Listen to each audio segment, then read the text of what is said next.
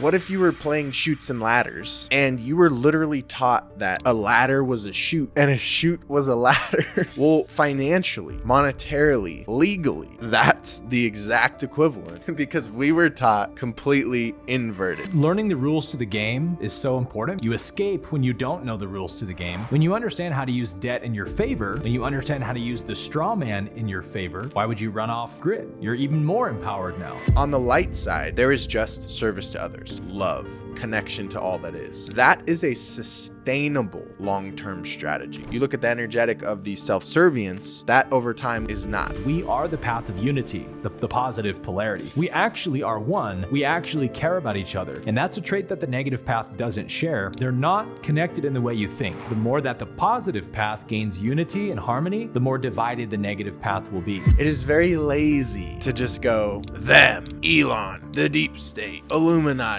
Our mission is helping people see through duality and understand that whether we're talking about shadow aspects of our own psyche or shadow aspects of the entire human race, it all is love. And it all is leading us one step closer to a new earth.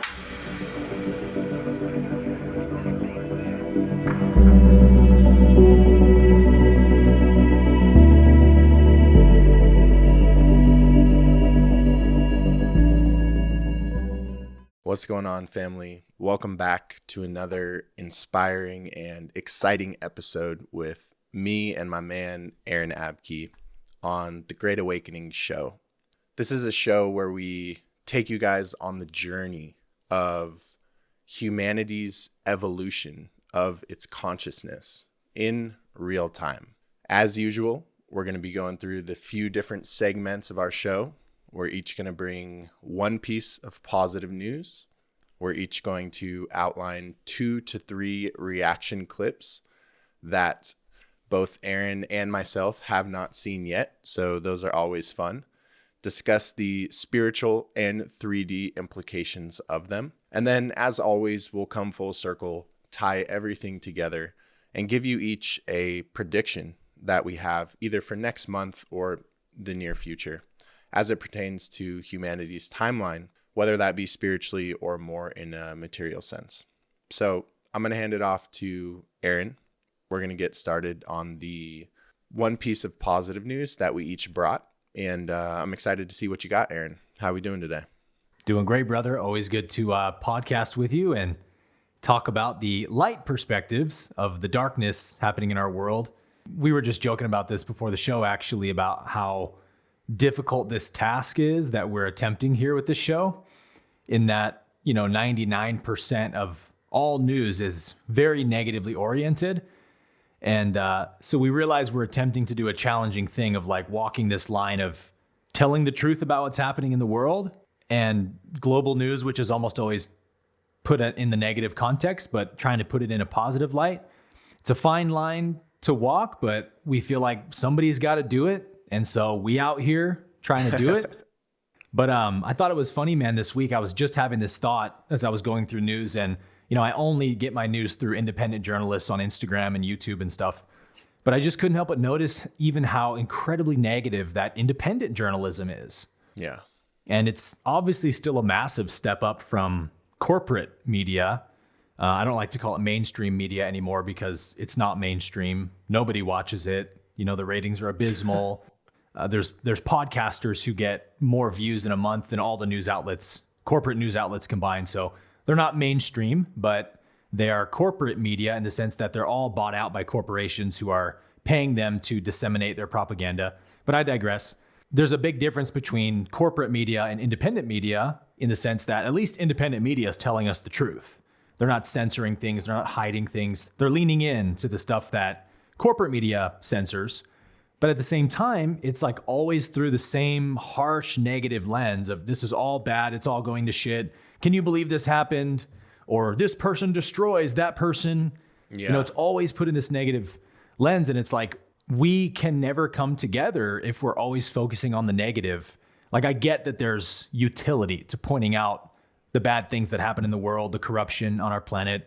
We do need to point it out. But at the same time, like, at some point we have to come together in a strong way and talking negatively, fear-based, full of hatred towards our enemies and this and that. Like none of that will actually unite us because you can't be united through negatives. So at some point we need to get excited about creating the new world, get more excited about creating the new world than we are excited about watching the old world burn to ashes while we smoke a cigarette and, give it the middle finger. Like just not the attitude that's going to build the new earth. So we're at a unique point where, it's like a long time ago, we figured out that humans have a proclivity to avoid pain that is a lot stronger than their proclivity to pursue pleasure, which is already a very strong proclivity. We have these media systems and entertainment systems at large that have been using this same one trick. They just they're a one trick pony. It's so over true. and over and over again. And so it's like, if you could have a headline, that would say something very bland versus a headline that would literally instantly spike your heart rate and get your adrenaline going. I feel like in a sense, it's almost like a drug. And as a species, we're going to have to go through withdrawals and come off of this drug, which is the drug of using fear to manipulate our brothers and sisters. Yep. And it's easier said than done because everyone has to come off the drug, not just some of us. The planet's going to turn into one giant rehab center. Passages Malibu. I don't know if you remember those commercials, but vaguely. It's like where you go if you got a good amount of money. They used to run those infomercials.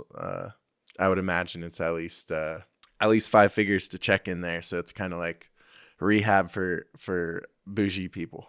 Yeah. Well, I very much agree with what you're saying because I want to stay somewhat aware of what's happening in the world. I don't want to spend much time out of my day. Most days I don't look at any news at all, but for the purpose of this show and staying informed about the evolution of consciousness on the planet, I like to know generally what's happening. But I just find like the super negative clickbaity media headlines everywhere, Instagram reels, YouTube shorts, you name it. It's always like a negatively oriented caption. And I'm like, I really want to know what's going on with the war in Ukraine right now, but I'm not going to click this headline because I'm not interested in the negative energy it's selling me. I'm just at that point where it's worn off on me. Yep. But that's probably a testament to my own spiritual progress in that area. Most people aren't at that place yet, and they really love the negativity, and it does make them click. So I get that. But we're just trying to, if anything, start a new trend here in how we create and consume news, which is like we can talk about the challenges of our world in a positive way that doesn't lean into the negative energy so much. And so with that being said, I'll pull up my first clip, which I know you're going to love. This was a video that I saw about a week ago, and it just brought such a huge smile to my face. So right? Souls have the God energy. Okay. So let's say you took away the God energy from anything. It would just become nothing. It's a field. That's fascinating. You can't ask it stuff. You can't trade with it. You can? Yeah, you can. You can. So if someone doesn't believe in God, then I guess you don't believe in yourself, because basically every single living thing, and not even a living thing, every single atom, every single piece of energy is made from the God source. Wow, this is fascinating. So what is the God source? What is it? Space and time itself is created from that. It's amazing. What is the God source? Like a person? What does that look like? It just looks like what's in front of it. It just looks like what they're looking at. Like you can't really see it. It's just kind of, it looks like what it is. Because a lot of people say that it looks like a bright light. Normally it looks like a bright light, but if a human were to look at it, it would just be invisible because it's what you're looking at. You can't just have it plain space. It doesn't work like that. So when you pass away, what can it look like? In like say a bright orb. A bright orb. So wow.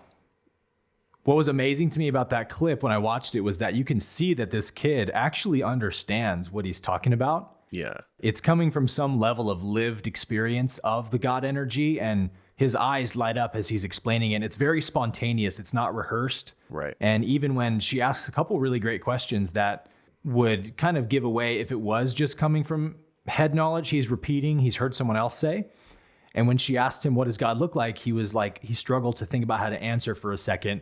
He's like, it looks like whatever's in front of you. And I'm like, wow, that's such a childlike answer for that spiritual truth, which is absolutely what he's saying, is that God, if God's everything, God looks like what's in front of you. And I'm just amazed to see like a, 9 or 10-year-old kid have that level of understanding of what God is. We hear this all the time, that there's new light workers being born and the next generation is going to be so high vibrational on another frequency. But that is the way of things with evolution. Of course, every generation is slightly more evolved in some way than the previous.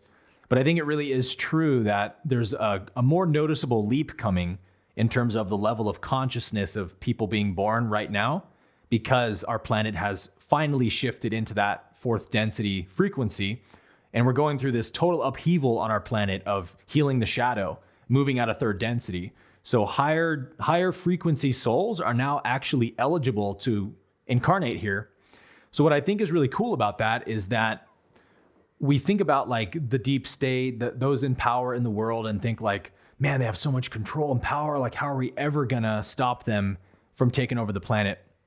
And that tends to be the way we think about people in power, when in truth, there's so much power on our side already in terms of divine principles and natural laws. But in addition to that, we have this new wave of souls coming in that there's nothing that the controllers on our planet can do to stop millions of high frequency souls like this kid, who are bringing incredible spiritual wisdom and experience and embodiment.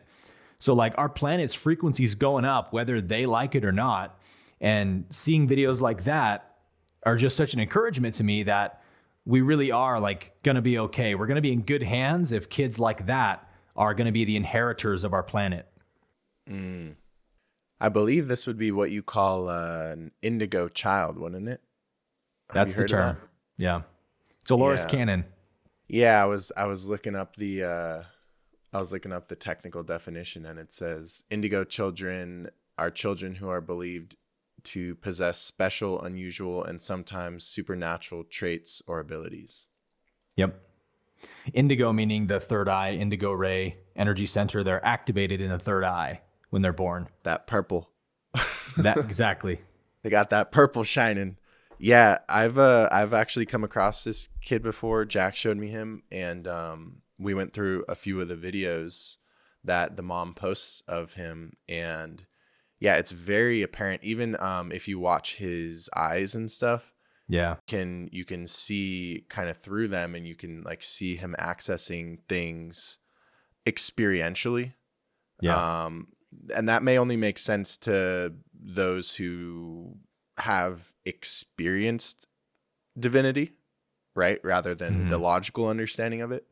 But there's a difference between asking someone a question and watching them go into their archives to try to articulate their experience, to try to put words to the intangible, and versus a rehearsed accessing response. something where they've memorized or whatever it may be, a logical understanding of God or divinity or whatever. So very powerful to watch those videos, and it definitely gives a whole new meaning to, I mean, they have a ton of followers, right? It's like people obviously love these videos. Yeah. From what I remember, they had like hundreds of thousands of followers, and the comments are just, the comments are just people who are like blown away, obviously, that a kid this young has experienced that. And so it kind of makes you wonder, like, number one, how many other kids around this age have abilities like this, and are that like mature in the evolution of their abilities, right? At such a young age. And then it also makes you wonder, like, about this whole notion that we sometimes talk about how our souls choose to come here, and we depending on what potentially happened in past lives or before we incarnated here, like that dictates what almost like level of the game we choose to incarnate at. So if this kid's at that level, at that age, he's obviously put in some work in the spiritual realm. So yeah, Probably been here a few those times. are my thoughts. Probably, yeah, been around the block. You can also just tell just by kind of seeing the light behind his eyes. He's just got that light in his eyes of which is very indicative of somebody who talks from experience rather than learned concepts. Yeah. So anyway, bro, I'm going to flip it to you. What's your positive news? So this is a longer clip. We're going to have to like skim through it, but definitely wanted to choose this one. Rob, appreciate you joining me today. A lot to dive into. We're going to talk about Chilla, but I want to talk about culture first because you had a post recently on X, formerly known as Twitter, where you talked about forgiveness and you talked about faith. And I have to tell you, I actually wrote a column about this because I thought it was incredibly moving what you wrote. What sparked that in you to share that message? Well, a foundation in God. I think Jesus only lets you stray so much, and I think at a certain point, he grabbed me again and hugged me, and I think it's important to the feeling that I had and that foundation for whatever silly movies I've made, and for whatever reason people seem to think anything I say is interesting or funny. I guess people call it a platform. I don't know what you call it. I wanted them to if you are thinking about looking for something in life, a foundation that isn't in sand where it could be blown away. And if you have a family, then if you have that foundation in something beautiful and something like Christianity. I mean, there are other religions out there that say, well, kill your enemy, hate your enemy, and there are infidels. And we have a religion that says love your enemy, love thy neighbor as thyself. I think that's Let's go. love others. I mean, what a beautiful way to go through life. Well, and your message captured that. I mean, your message really captured when you went through each person and the types of people who maybe you were rallying against before during COVID, but you had this sort of reflective tone. It was really powerful seeing you juxtapose those things. Well, there were people that very angered me. Thank you. When Bruce Springsteen, I didn't name names there. I shouldn't name names now, but when it made me so angry that he would eliminate or not allow and to exclude. And if anything in Christianity, it's welcoming everyone. There's no exclusion. It's not like, well, green-eyed people aren't allowed. It's so to exclude those people from his Broadway play, a Broadway show it seemed to me, and then it seemed. I'll kind of skim through it. So yeah, cool. There were a few parts where I wanted to demonstrate because, I know Rob Schneider as a very crude comedian, right? He's always in like Adam Sandler movies, very like crude sense of humor in a very dark industry. And it was very eye-opening. I watched this whole thing and my man is like versed in theology and he's actually creating a movie all about a specific story from the Bible that I wasn't even actually aware of. I'm sure you will be. So I wanted to find that part because he's like, wow, fascinating. You can see how like passionate he is about it. Like he's producing it and they've been working on it. I think he said for 2 years.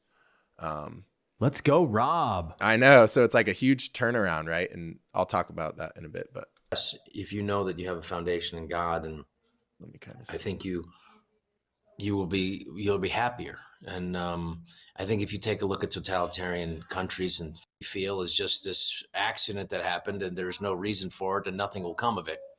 And eventually the universe will just be a series of black holes, possibly been, as they say, a medieval. You've worked on a script about this. Shroud of Turin. Yeah, we want to make this movie further that they went into the cloth, the further back in time they went. Okay. And so, well, then what is this? And they said, well, the people who were doing the calculations for the testing of this, the carbon dating, they did not put into. He's talking about the cloth that Jesus was wrapped in. Oh, the Shroud of Turin. There you go. So Yeah. that's what he's talking about here. Their calculations, the French nuns and the devotion of the French nuns, who in the 16th century repaired.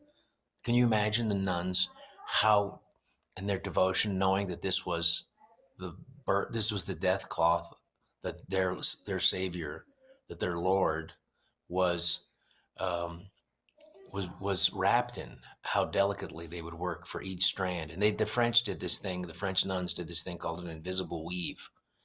And so that when they did the cutting, that threw off the carbon dating. And that's why when they did it, they tested it in several areas. The further that they went into the cloth, the further back in time they went to 14th, 13th, and 12th century. If they would have kept going, not part of that cloth, they would have gone to 2,000 years. The only reason that cloth exists is because it's Egyptian linen. It's incredibly fascinating. The Shroud has captivated people. So you were working on it. You've worked on a script about this. The Shroud of Turin. Yeah, we want to make this movie, and I will tell you, it's been very difficult to make the movie. And there are, there's a reason why the Shroud of Turin in Turin, Italy, is surrounded by the highest concentration of devil worshippers in the world. They've tried to destroy it several times. But what the Shroud of Turin ultimately is, My man's tapped in. is the receipt. That's why it's such an important thing. It's the receipt of the price that was paid by Jesus Christ. You Forgiveness for all of humanity. I mean, I couldn't work on this and couldn't see this without being so moved by it. And I really want to. This movie's getting closer to being made now, and I want to play the Benedictine monk and this woman, this divorced woman of 2 kids, and together they did prove to the scientists that this is that he did admit that this is the burial cloth of Jesus Christ. And I mean that. I'll stop it there. So I share this because I came across it randomly. I don't know why my algorithm showed me news, because I don't click on news, but I clicked on this, maybe because it had Jesus in it. And number one, I did not know that Rob Schneider is now a devout worshiper of Christ. Same. I thought that was cool, and so I listened to the whole kind of story, and I thought it was number one, impressive. His he's not one of those like, oh, now I go to church. Like, he's deep in understanding theology and trying to understand the Creator and the Bible, and spent the last 2 years working on a movie about what he mentioned in the video. And I feel like this is incredibly, it's the flip side of some of the darker news that we sometimes show, where people feel like it's negative. And it's like, this is all happening at the same time. It's all the same thing. And what it is another lens, another piece of evidence that we're in a very unique time in history, where we have people in the most satanic systems, the most satanic industries, who even in that level of darkness are able to come into the light and then shine that light in the darkness, right? If there's a pitch black room and you light a candle, it lights up the entire room, right? And so it's very inspiring to see people from Hollywood or the entertainment industry or some of these very dark industries just unapologetically owning being pro-human, believing in the Creator, not worshiping Lucifer or false idols. Yeah, so I wanted to start the show off on that note of, sure, it's not all rainbows and butterflies when you wanted to cover a news show and everything like that, but there's an amazing things happening behind the scenes, and everything is just perfect. Would love to hear what you think, what you got from that clip. Dude, I almost did my clip on Shia LaBeouf. Oh, okay. Have you seen any of his stuff lately? Like, since he got out of like rehab and he started podcasting? I guess so. Yeah, he's totally converted to Christianity, and he put out a big video about like full send for Jesus. It's all about Jesus and all that stuff. And it's cool to see this happening in Hollywood, because I mean, we talked about Cat Williams last month and his kind of return back to his Christian faith. That's really given him a resurgence. Shia LaBeouf, Rob Schneider. There's many more we could name. Like we might have to add a new segment to our show, bro, of like celebrities that found God this month. Oh, that'd be cool. Drop in the comments if you want us to do that. Yeah, let us know, because we could definitely report on that. And it's happening in droves, man, because this is the gift. This is what we talk about on the show all the time, right? Literally. This is the gift the darkness brings, is that it polarizes the light. It gives contrast to the light. The only reason we're seeing Hollywood awakening like this is because it's been a bastion of Satanism for so long. And when you're in those circles, those who are meant to be in the light, who've temporarily lost their way in society and fame and fortune, they will find the light when they're put in the realm of darkness like that, because their inner conscience is speaking to them, being like, I don't feel good around these people. I don't feel good in this atmosphere with what I know that they do. It doesn't feel right in my soul. And so people will play the game for a while in Hollywood to get the brownie points and get with the in crowd and network with who you want to network. But after you go to so many, blood drinking parties or whatever they do, you're going to start being like, you know what? Screw this. I don't want these people's friendship. I don't want anything to do with this nasty side of the world. And you have tons of celebrities like Cat Williams and Shia and so many others who are like, yo, you guys don't understand how demented and sick Hollywood is. Nobody has the imagination to understand how sick it is. And that's the reason why these celebrities are now coming out publicly talking about Jesus and committing their life to the Lord. And, it takes time for people to work through the religious propaganda. Like I imagine for Rob Schneider, right? He's been in Hollywood most of his life. He's probably had an atheism period where he was like, well, the church is all hypocrites and it's all religious nut jobs, like screw Christianity. And so there's a cognitive dissonance that takes time to work through. Yeah. But eventually, and usually later in life, like Rob Schneider kind of getting in his later years, that starts to break down where you can finally hold the dichotomy of, yeah, it's true that Christianity has a lot of hypocrisy and propaganda and, zealotry that I don't like. But that doesn't mean that it doesn't have truth in it and a lot of gold in it that could really help me and could be what I'm looking for. Both can actually coexist, and unfortunately do always coexist on our planet right now, because there's no way that something truly positive can exist on our planet without the darkness trying to come in some way to hijack it and use it for its own purposes. So we should never let the hypocrites and the backsliders and whatnot keep us away from the essence of the message. We should go to the essence and understand that people are where they are. I should never look at people to know whether something's true. I should look straight to the truth itself and decide for myself if it resonates, regardless of how these people in this religion may behave. And I feel like more people are doing that. And it's kind of like the first wave, I think, of something we're going to keep seeing, in that we know the pendulum always does this, right? We've been to this side of the pendulum for the last, maybe 40, 50 years of Hollywood being run by Satanists and Freemasons. And it's gotten to the point where it can't go any farther, and it's starting to come back, and people are getting tired of that crap, and they're turning back to God. So I think we're on that beginning of the pendulum, beginning to move back down and swinging towards the other side, which is another huge net positive for where our world is at right now. Very well said.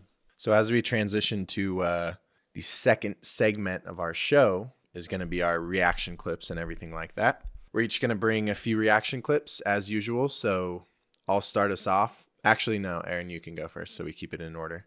Aaron will start us off, and he'll play a clip. I have no idea what he's about to play. I will react to it, and then Aaron can give his 2 cents. We can have a little conversation about it, and then I'll play mine, and so on and so forth.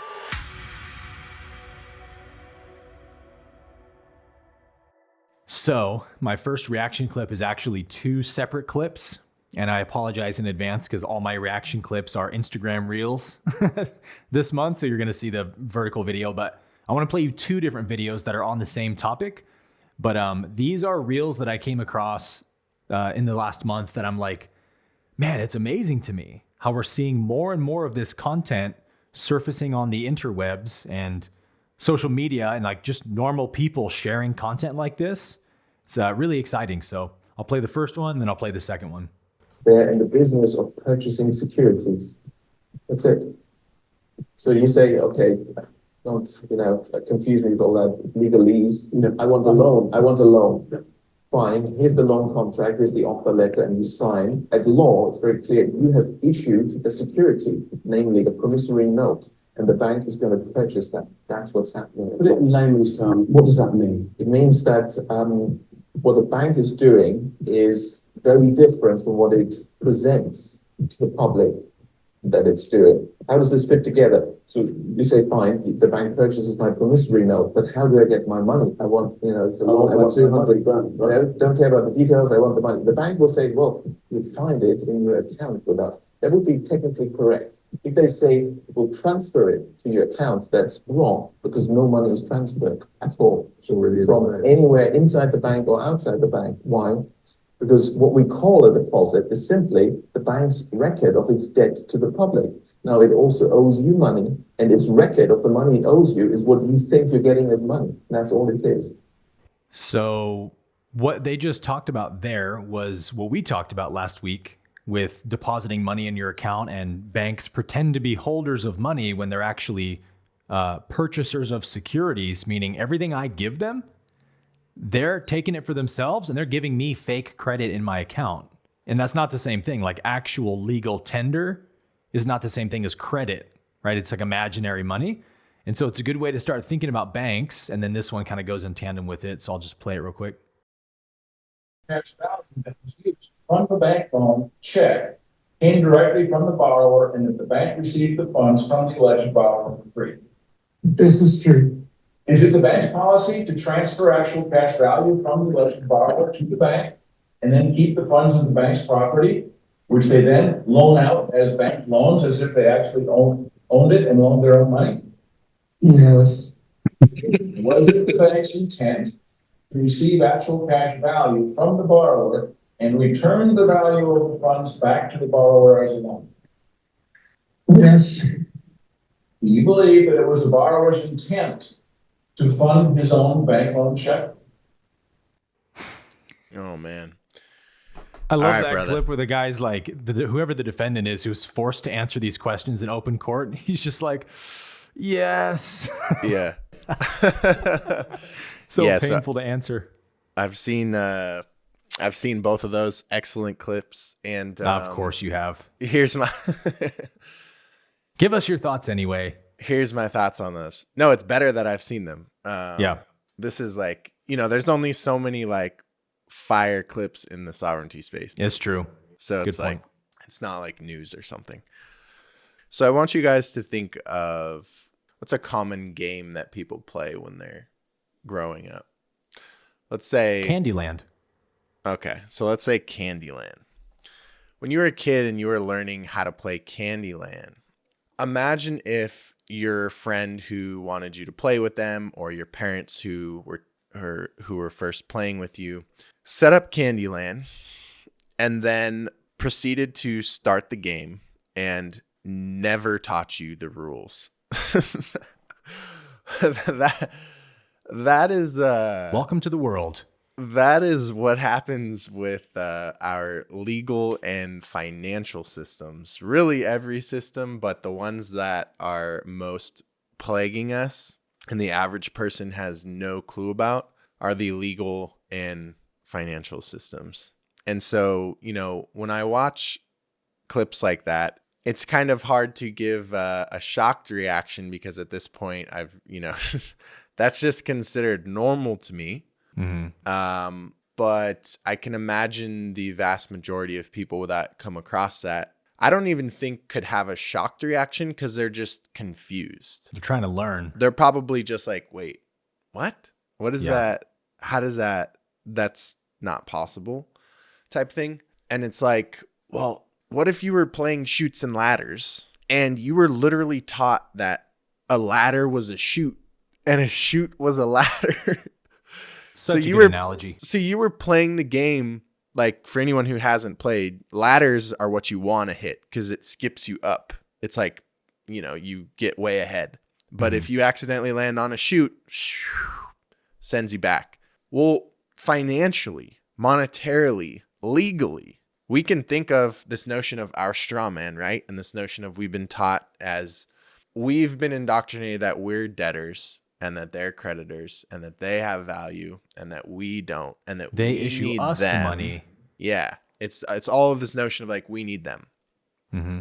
That's the exact equivalent of playing the game. And our entire lives, we've been literally aiming for and trying to land on a chute so we can get sent back because we were taught completely inverted, right? Mm-hmm. You are a huge teacher of this.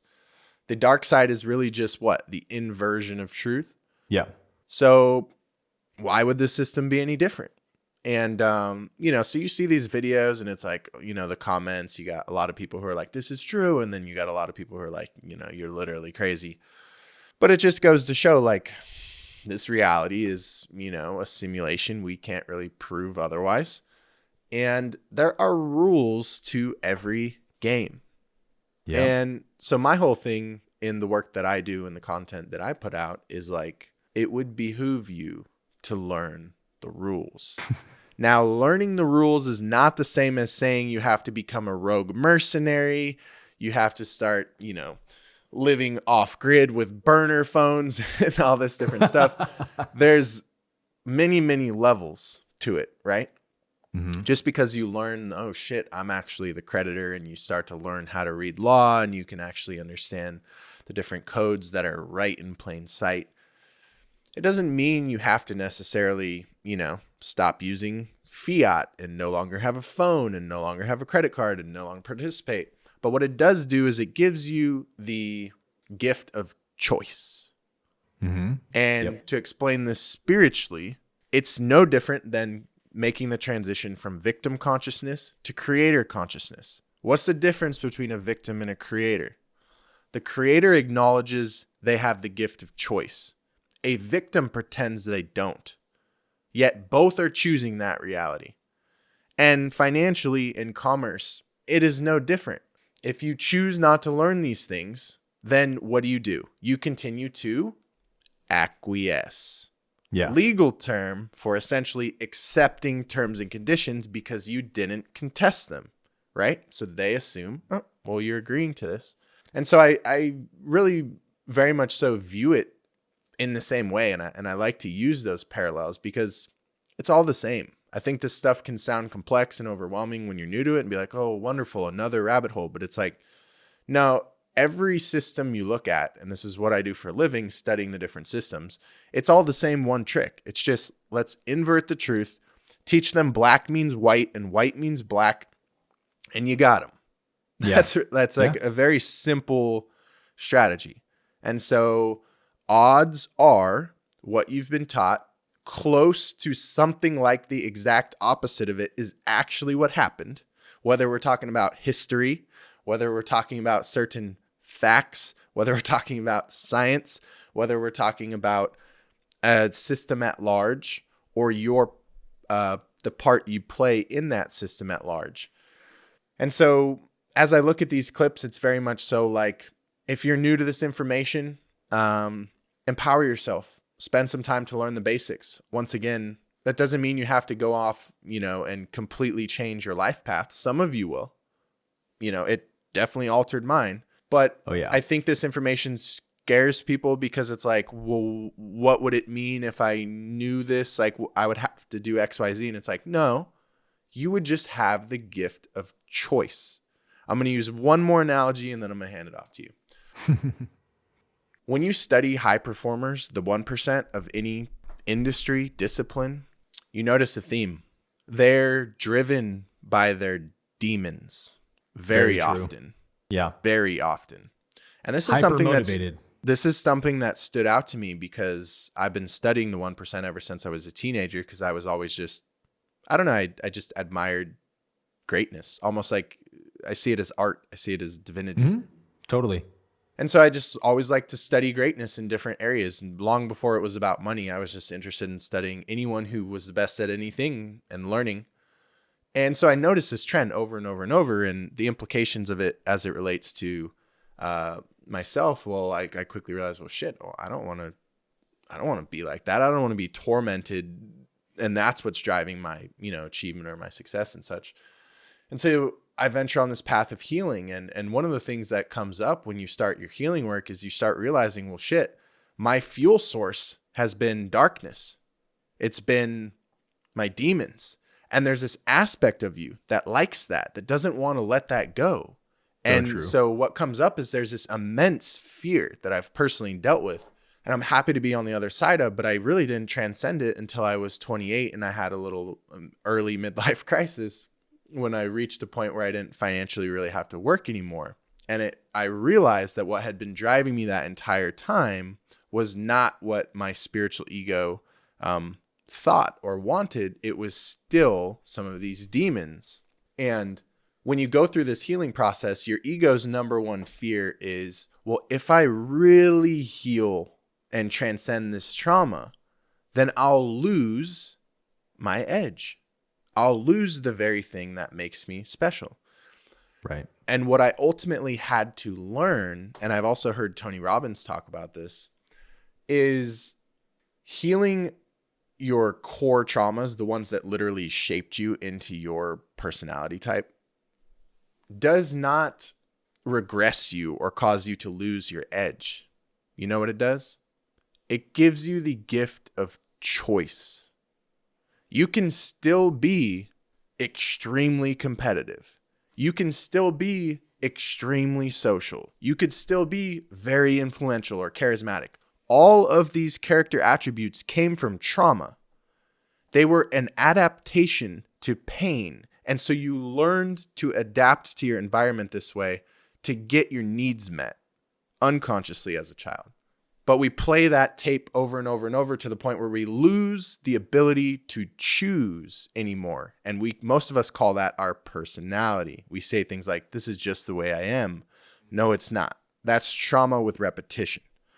And so I know that's kind of a tangent, but I say that to bring in a different lens, kind of a trauma-informed lens for those who that will resonate with, of like, the same way healing your trauma doesn't mean you have to let go of all of the positive things that the adaptation brought into your life. It just gives you the gift of choice. And that's kind of counterintuitive.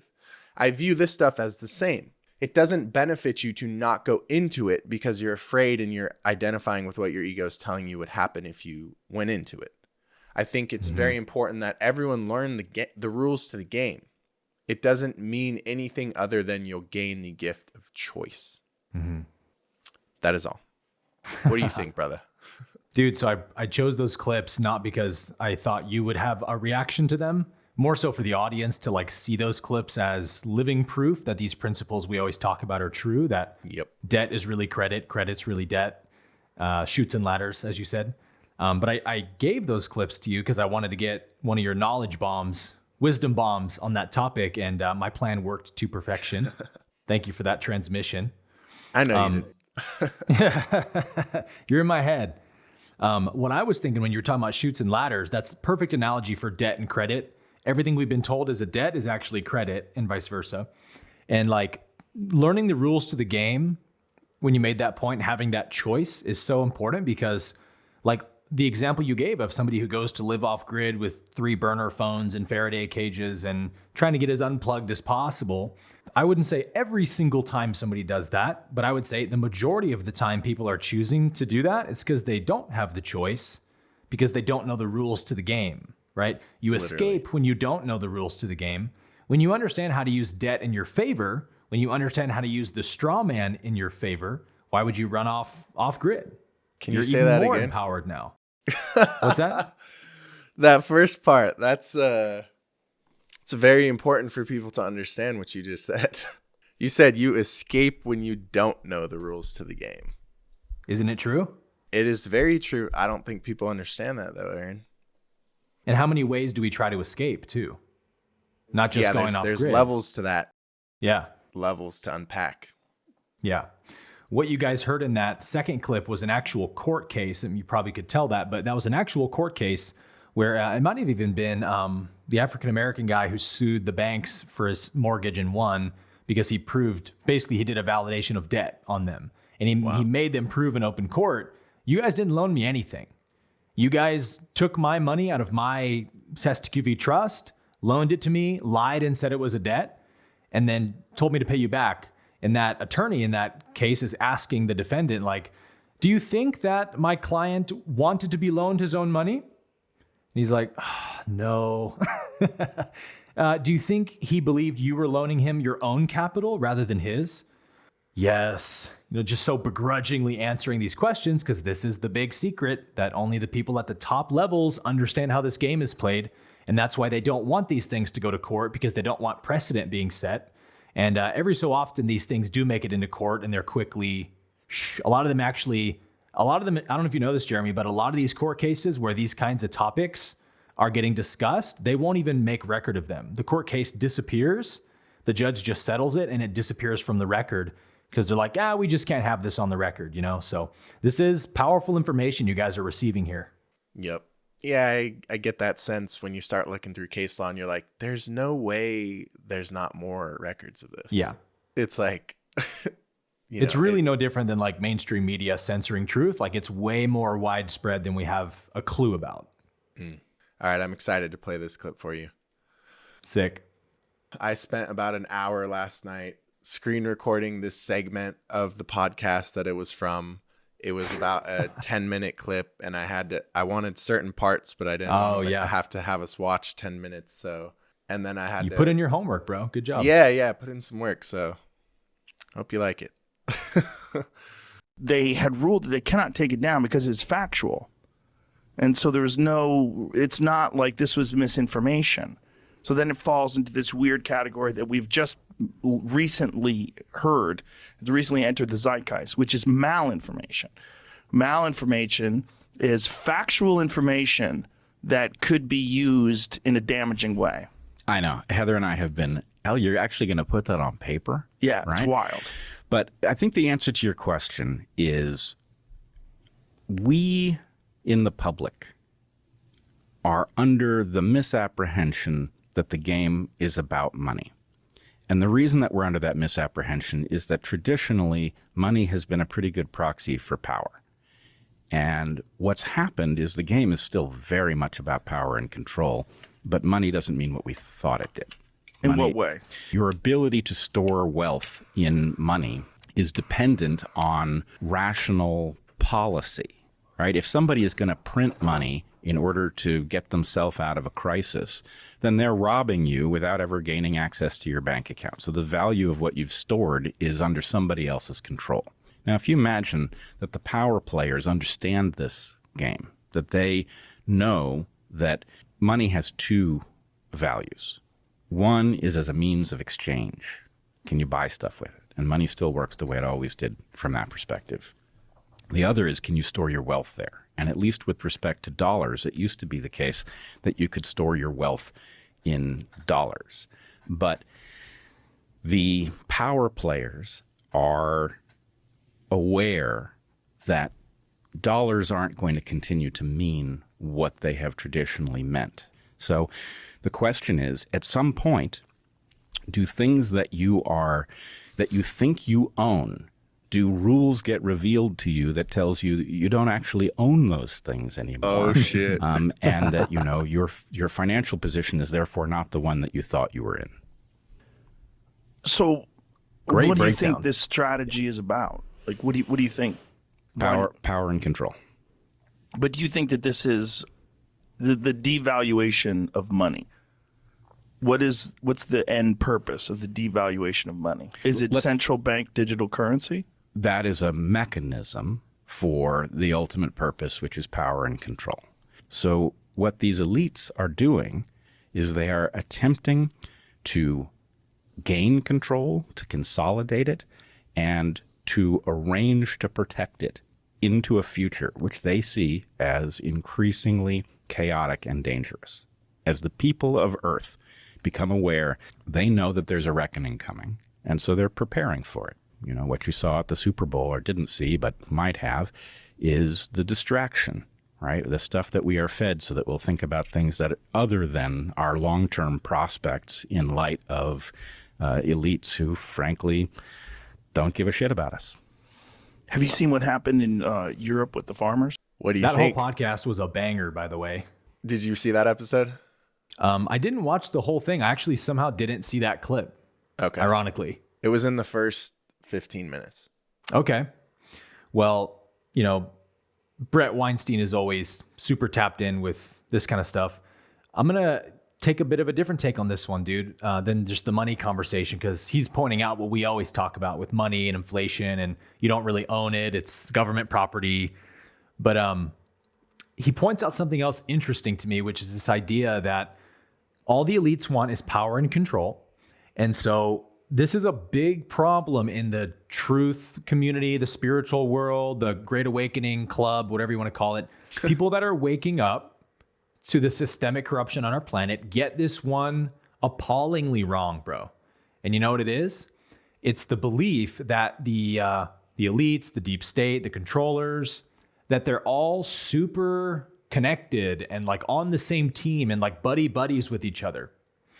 And this is an illusion we need to dispel, because it's to our greatest advantage when we figure out that, I'm going to use this term extremely loosely so nobody freak out, but from an art of war perspective, it's very helpful to understand our enemy is very divided. Do you know what I mean? Yep. And of course, they're not our enemy. We love them. They're divine brothers and sisters. But we're talking about the dynamics of light and dark on this planet. Darkness is trying to take over. Light is also trying to take over. They have two totally opposite objectives. Yep. And so the negative polarity is not the path of unity. That's the positive polarity.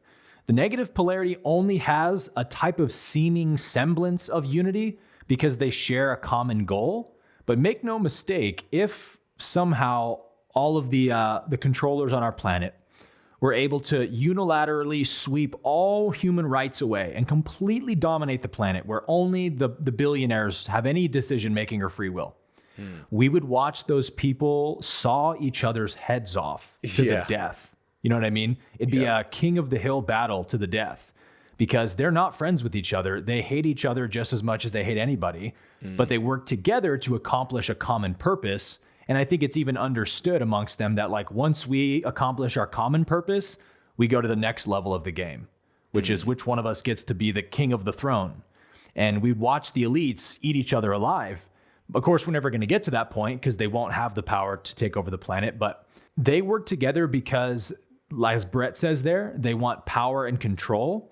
But we see there's so many signs in our world, bro, from the way you watch mainstream media interacting with government, court settings. Like, it actually blows some people's minds when they watch these court hearings with like Mark Zuckerberg and the FBI talking about the collusion with Facebook at the 2020 election.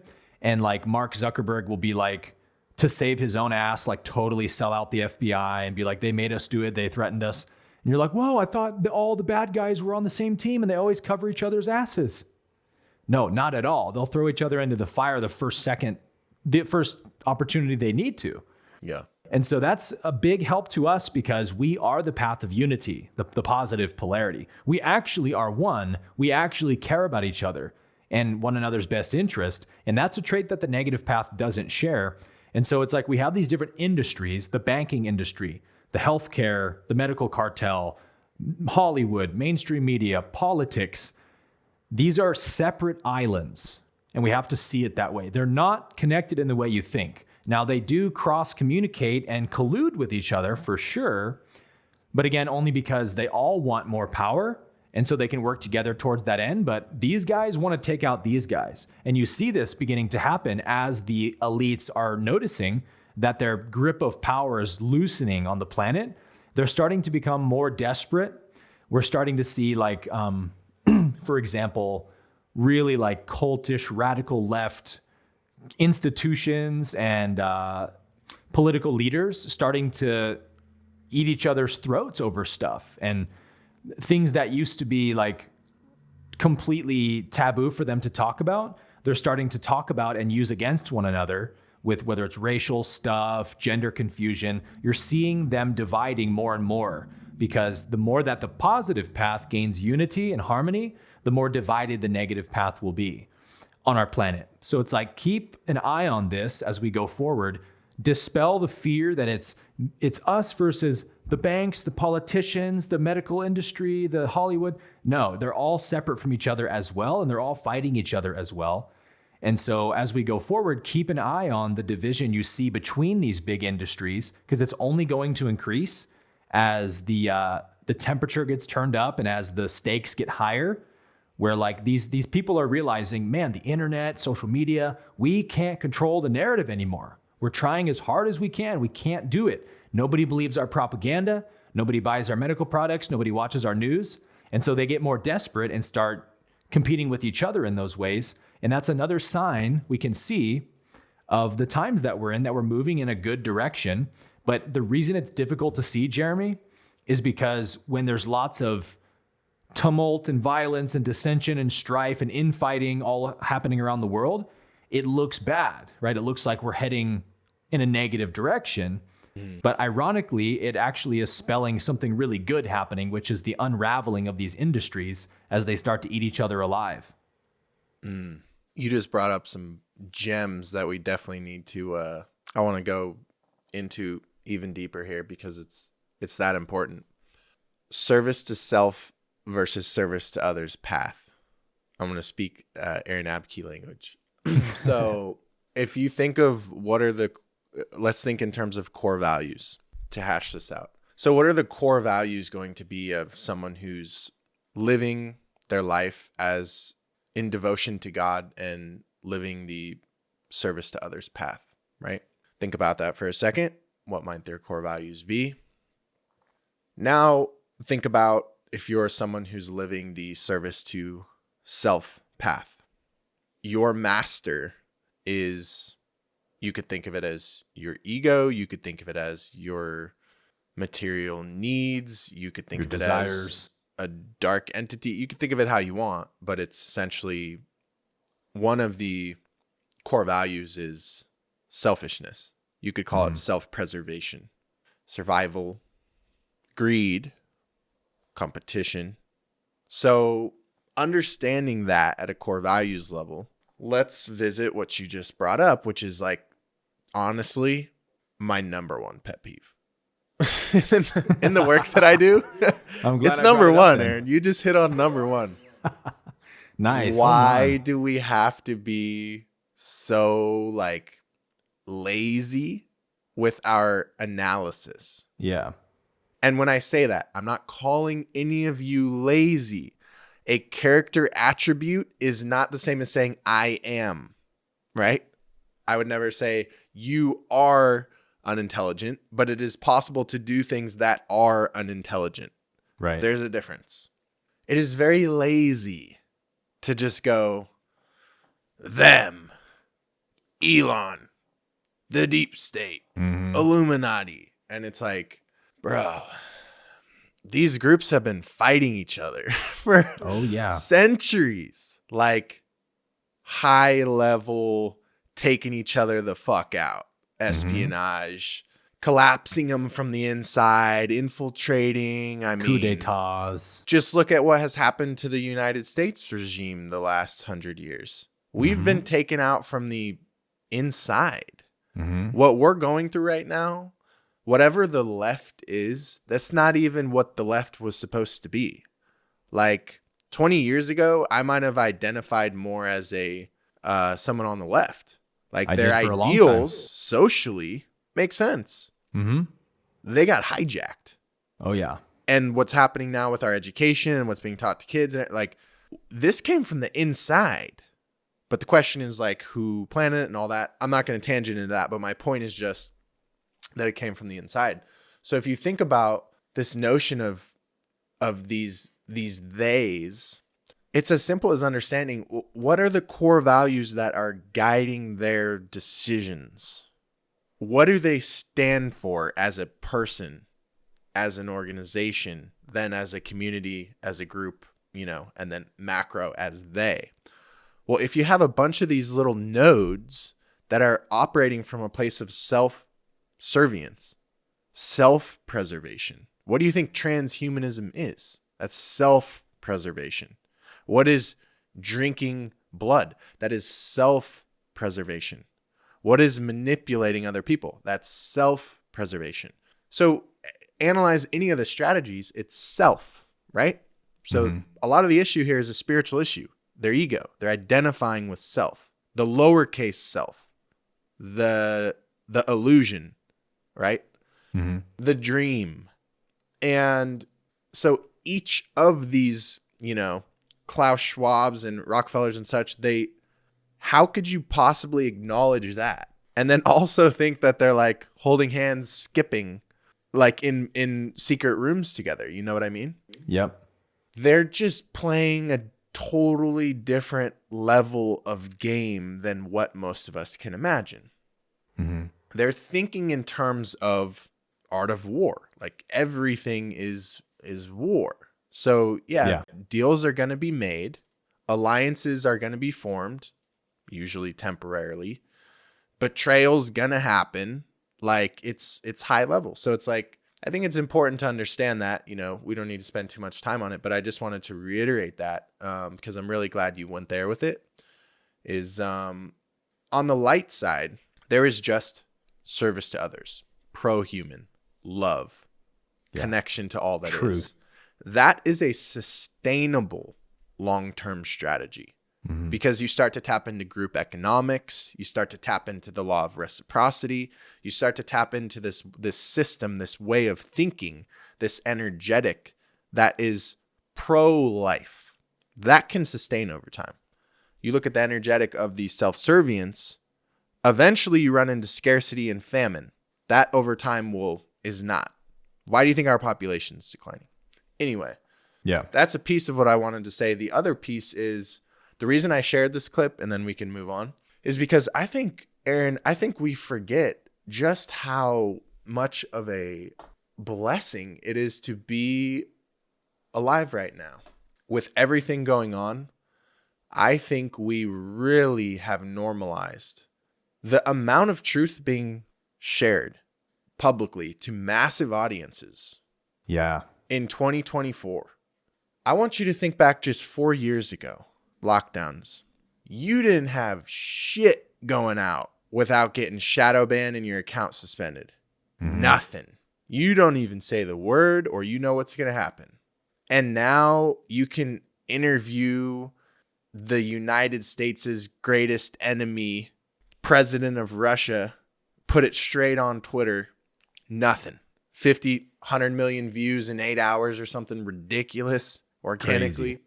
Joe Rogan averages, let's say, somewhere around 11 to 20 million downloads an episode, and that's just on Spotify. Wow.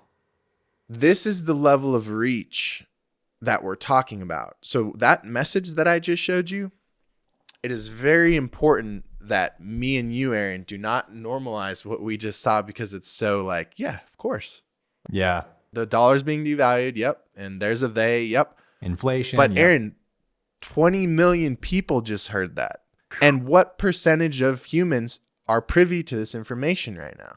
So it comes back to what we talk about whenever, we get these shade comments, Aaron, right? Like, why are you talking about Vivek, JFK? He's a deep state plant. And it's like, you're missing it.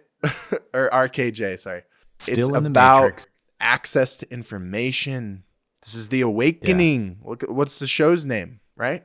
Yeah. 20 million people just heard that and had to go, wait, what? Wait, I know Joe to be an intelligent guy. Why didn't he didn't contest any of that? Whoa, who's this Brett Weinstein guy? Oh shit. Wow. He's very intellectual. Oh, he really does his research. Oh, this isn't some random with an opinion.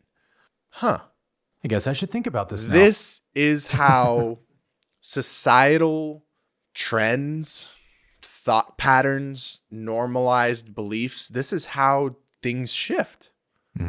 And so, yeah, I just, whenever I come across that, it's like, and I had a student send me a shorter clip of that and was like, sounds a lot like the LUC. And it's like, that's fucking crazy. Yeah. Because the LUC is only a few hundred people at the moment.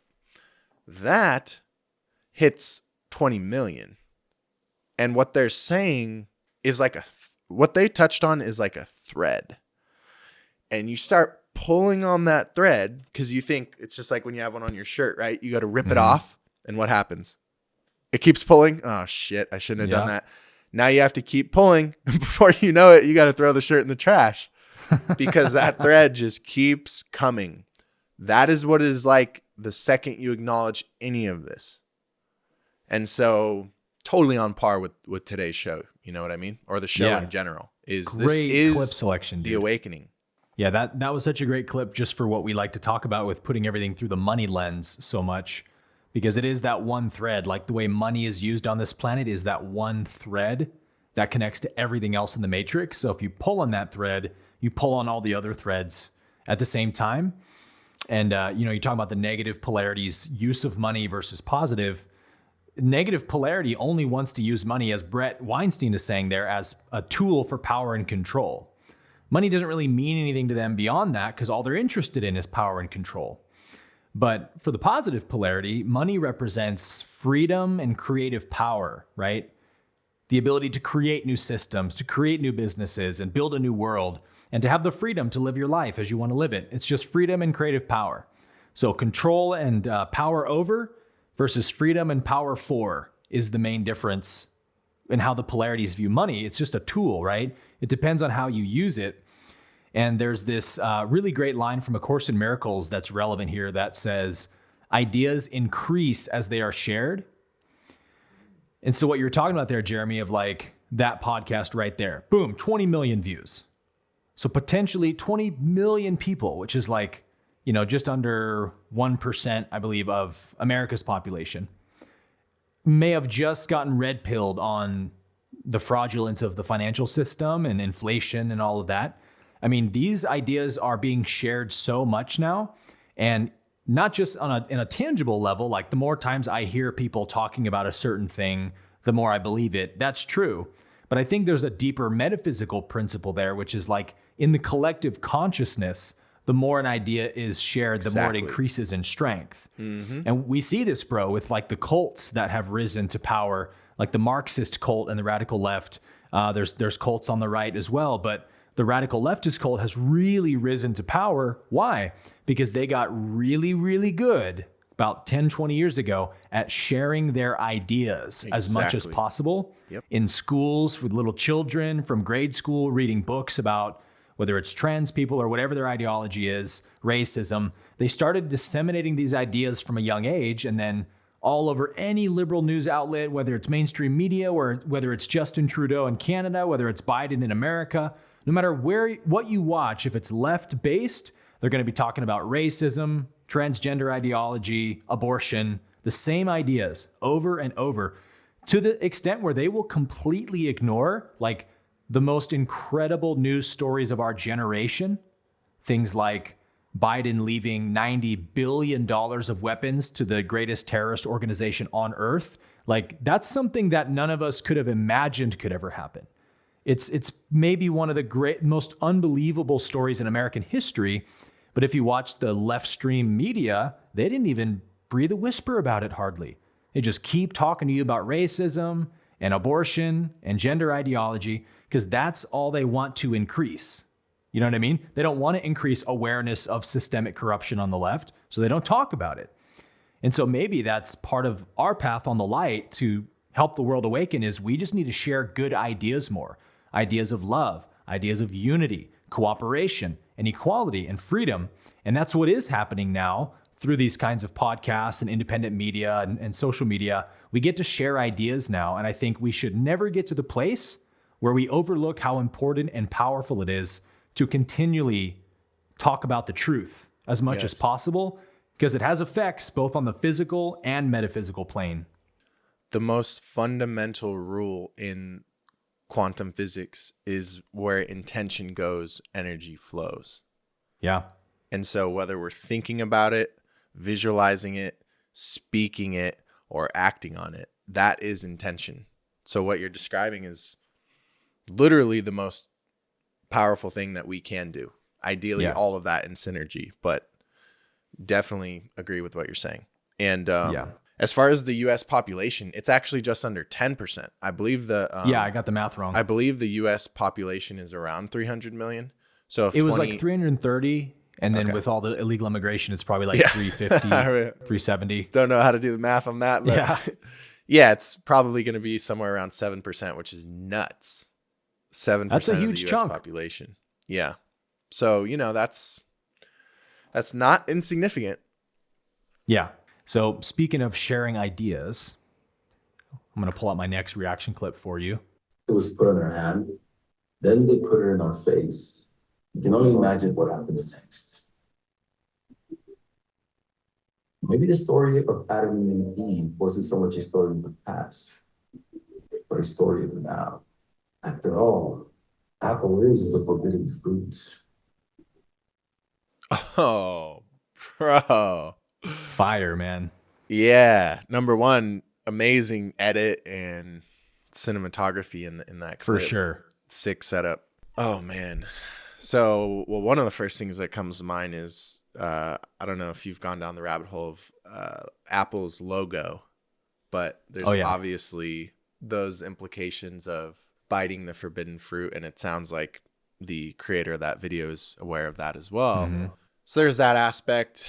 Then it's like, yeah, that's a good piece of culture. I forgot about that part. So the Vision Pro dropped recently. I don't know if you saw Zuckerberg posting like a 2000s-esque tech review style video, just like really low budget, and he just like roasted them like in the most like respectful, like intellectual way. Was just like, yeah, I really don't understand why this is like 5 times the cost of the Oculus, because like we're better in 4 out of these 5 areas. It's just like very like logical. So anyway, yeah, Apple recently dropped their AR VR headset, and fascinating from an AI perspective. From the larger perspective, yeah, I mean, I came across this video on Twitter. I don't know if you saw it. It kind of went viral. There was a dad who had a newborn in that stage where I guess they're just like feeding and sleeping all day. I've never had a child, so I don't really know the exact stage of age, but I would imagine a few months or less.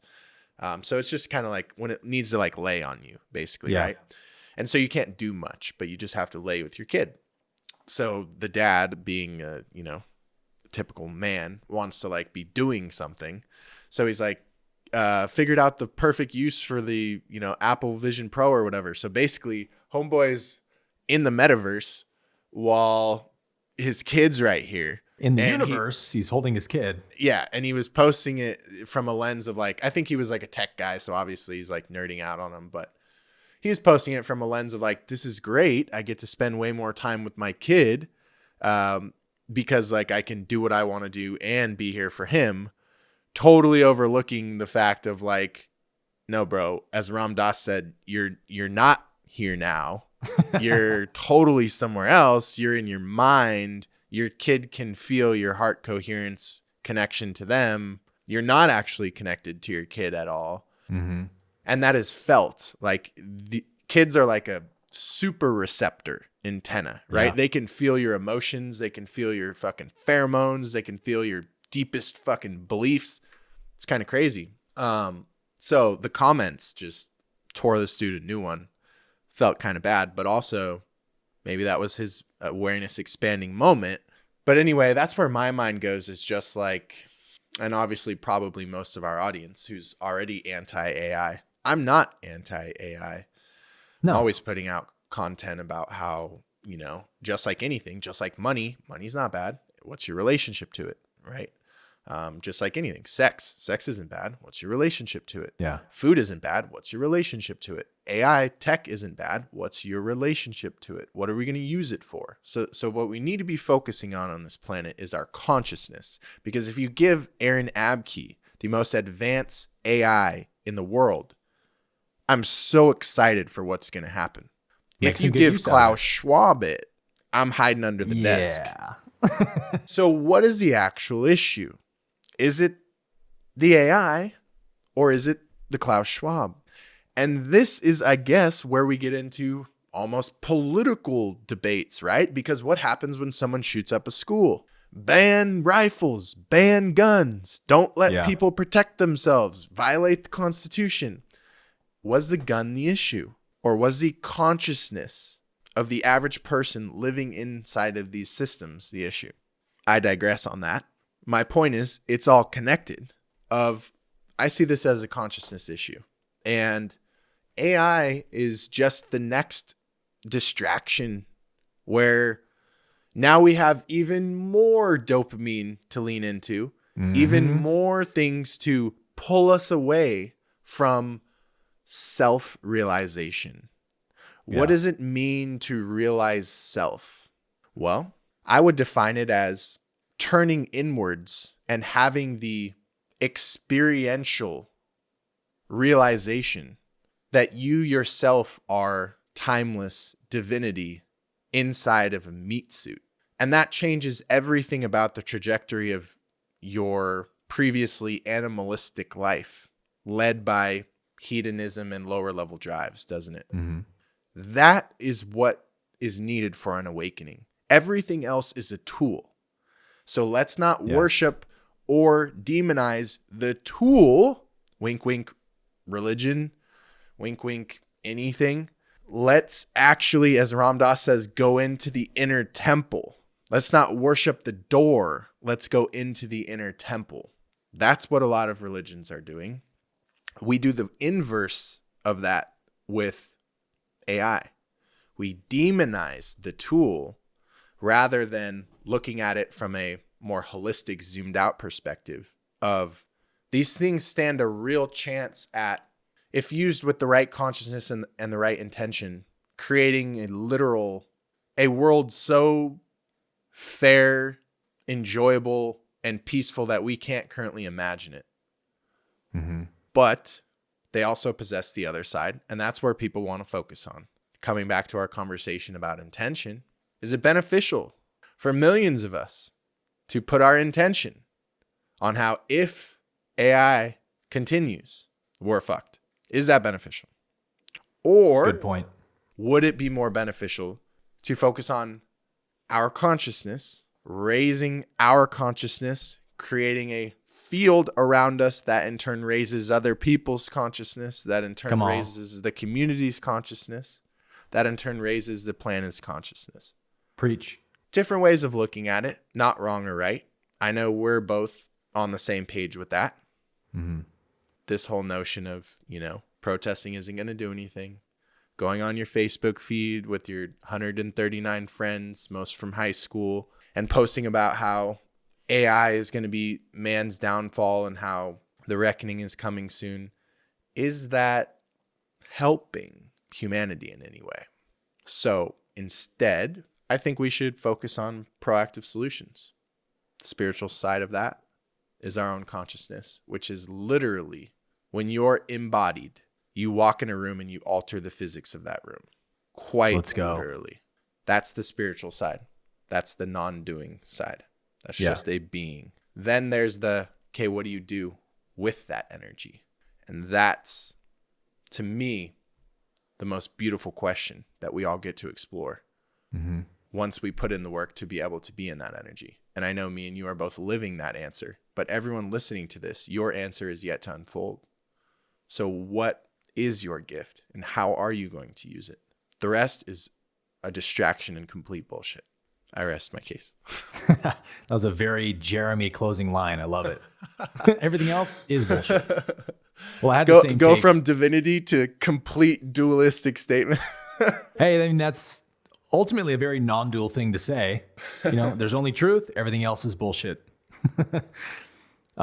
I had the same take as you, bro. And I think that video to me, kind of stands as an interesting indictment on our current culture and society and where we're heading, in that people are so unintegrated in ordinary society, running from reality, completely consumed by their ego, very little spiritual awareness, if any. And so we get to this point where the collective human ego is like, reality isn't interesting enough. So let's make a fake one that's more interesting than the boring, mundane, evil, cruel, cold world we actually live in. And it's another extension of our dissociation from reality. And you see that, you feel it, right? In that video where you're seeing all these groups of people just with a friggin' huge eye mask over their face. It's like the ultimate picture of disassociation. And although those people are wearing goggles, it's only representative of what most people are always doing, even without goggles, is they're in a state of disassociation from reality. Yeah. And so it's no wonder that our culture runs to this artificial reality movement of, Meta's, whatever Meta's thing is called. Oculus, thank you. And then you have the Apple Vision Pro now. There's going to be many more where it's like inviting you into this simulation world, the metaverse, the augmented reality. And it's another way for the human ego to experience and explore disassociation from reality. And so it's good in that sense that the ego obviously needs more contrast of what is it like to be even more detached from reality than I already am. And it's going to be a painful lesson for humanity when we realize the consequences of being, drooling on your face while you're in the metaverse, while your baby's asleep. Like you'll never get that moment back, 100%. With your actual living baby, your own flesh and blood sleeping on your shoulder. Like I would want to just be in that experience. So like, I almost see this like parody of the Apple Vision Pro like commercials where it's like all these people like zombied with their headset on. Yeah. And it's like Apple Vision Pro, anywhere but here. There you go. That'll sell, right? Yeah, it would sell. I guess The Simpsons predicted yet again. They had an episode. I saw a clip of it on Twitter where everyone has them on and they're like walking into telephone poles, stepping into the street, getting run over, walking into sewer holes and stuff. Yeah, and it was like, oh, but the crazy thing is like, I'm sure you've seen these, right? The Simpsons predicting stuff years ago. Oh yeah. They've done it with so many things. It's crazy. But they look exactly like the Vision Pro. Like they don't look like Oculus. They don't look like the ones Microsoft has. They don't look like the actual Ray-Ban shades that Apple has. They look exactly like the Vision Pro. It's kind of nuts. It's kind of crazy. Well, so yeah, it's just an ironic clip. Right. There's a lot of metaphorical implications. Have you seen, Jeremy, the famous documentary now it's on Netflix called Fantastic Fungi? Yeah. Mm-hmm. With Paul Stamets. Yeah. Like about how the trees communicate with each other through the networks under the ground. Yeah. The mycelium and the idea that mycelium's everywhere in the dirt beneath us. Yes. They even say every step you take, like in the dirt through the forest, there's 350 miles of mycelium just beneath your footprint alone. Wow. And it goes into, we just watched it the other night, so I'm bringing it up. It goes into all the incredible intelligence that mushrooms and fungi possess and how they decompose everything.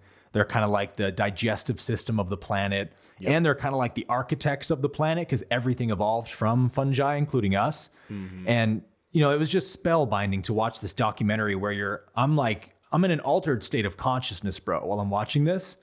Because it's like, I can't believe how devastatingly beautiful reality is. The magic, the aliveness, the wonder everywhere. And it's like, we have to make fake realities like the metaverse and the Vision Pro and stuff because we're unable to see that magic and beauty that's all around us. Otherwise, we'd be way too interested in exploring the infinite possibilities of our own reality, of which no artificial one could ever replicate. We'd be way too busy doing that to create a metaverse to be absorbed in, So it's just another like symbol of our culture of how detached we are. And I think this is like that final pushing point where after augmented reality and the metaverse and simulated reality, like we can't go any farther.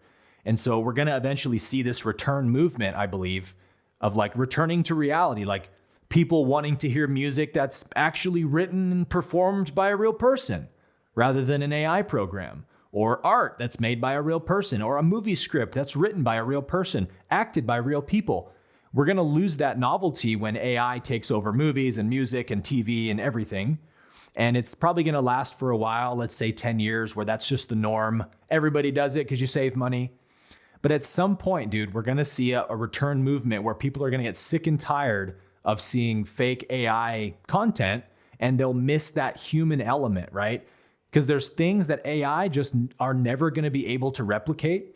Like, I don't care how advanced it gets, no AI is going to be able to write a unique philosophy text in the same way that Alan Watts can or did, AI can read his book and mimic it and write one very similar to it, but AI can't make up a new idea that hasn't been thought of before like Alan Watts did when he dropped that book, the taboo against knowing who you are, whatever book you want to reference. Like when he dropped that on the collective consciousness, he was bringing these new ideas and articulating them in profound ways that AI can't do that. It can't bring that human spirit and creativeness and ingenuity and channeling and intuition that only the human being possesses. So it'll be a good thing in the long run, I think, that it'll give us a whole new appreciation for human art and culture and media that we're lacking right now. But right now we're kind of heading into that dark period where we're going to probably see a world of, metaverse zombies like The Simpsons portrayed, potentially. But, it'll swing back at some point. I got the download when you were talking that it's like, when we don't go inwards, we have to go outwards. Bingo. And it's this notion of like, you're not in your heart, you're not in your body, so you're not present, you're not here now. With like, when you describe the beauty of life, it's like a lot of people might not even understand what you're talking about. They're like, it's right. It's not that cool because like you have to be like truly here now to appreciate that. Like you can't be here or it's not that cool because you're judging cool off stimulation. Mm-hmm. And it's a totally different energy and perspective. Mm-hmm. That's my thoughts on it from someone who is sometimes here and sometimes here. And it's you know what I mean? It's a two-way street, but most of the consciousness is stuck here. Yes. The planet. And so it's like, from that perspective, the game being played out right now through all of our consciousness is the stimulation game. And exactly like you're saying, the pendulum, I mean, we can only take it so far. And then it's like, cool. So we're going to have the absolute most insanely realistic, creative, whatever, to the nth degree media. All of it is going to be taken over by AI, basically. Like me and you won't have to actually be on the screen teaching. It can just do a deep fake of us. Yeah. But then it's like, where's the authenticity? We're skipping one core assumption. Isn't the whole point of art self-expression, creative expression? AI can't express for us because that's not, that's not divinity. Right. So it can only replicate. It's very interesting, but I do agree. It's got to swing that way. That's why I'm like, chill out, peeps. Like humans, it's always like that. Yeah. Pendulum has to swing. We're going to get way too into it. And then it's going to have its downsides and then the culture will shift.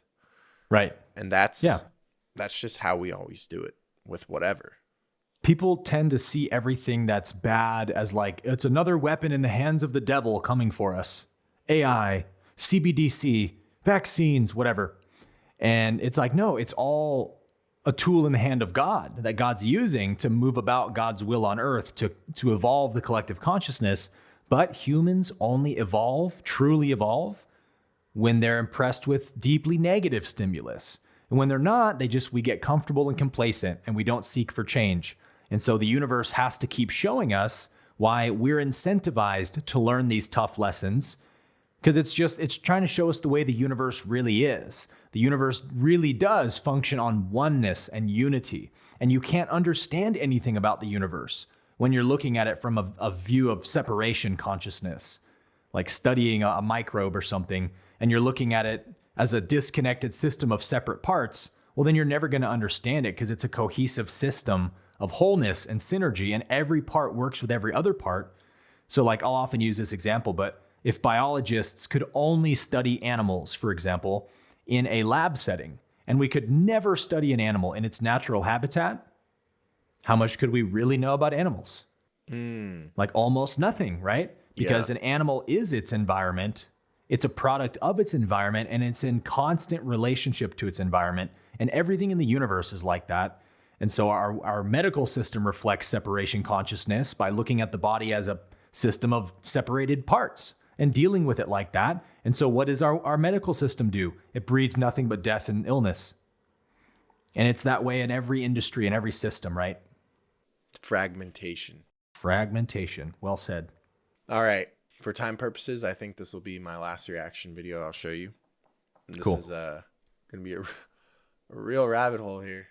We love our rabbit holes, bro. I think we made a show about that once. I think so. I think people might have liked that once. The number one topic that across all of recent history, no matter what wars are happening, no matter what's going on, the one thing you're not supposed to pay attention to. Because the Super Bowl is a distraction, celebrity drama is a distraction, mainstream politics reporting is a distraction on both the left and the right. Because the one thing you're not supposed to pay attention to is the reason why the top 1%'s wealth share is increasing every year and everyone else's wealth share is decreasing every year.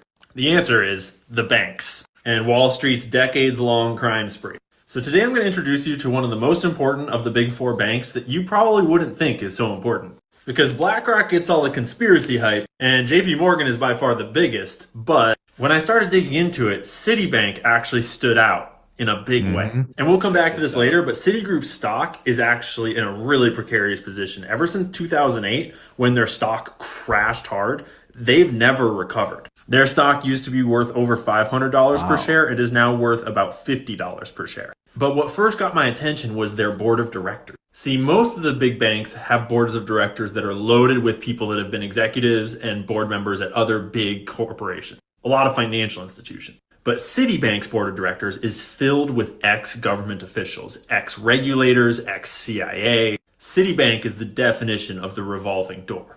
Take Grace Daly, for example. The former senior deputy comptroller for bank supervision policy and chief national bank examiner for the OCC.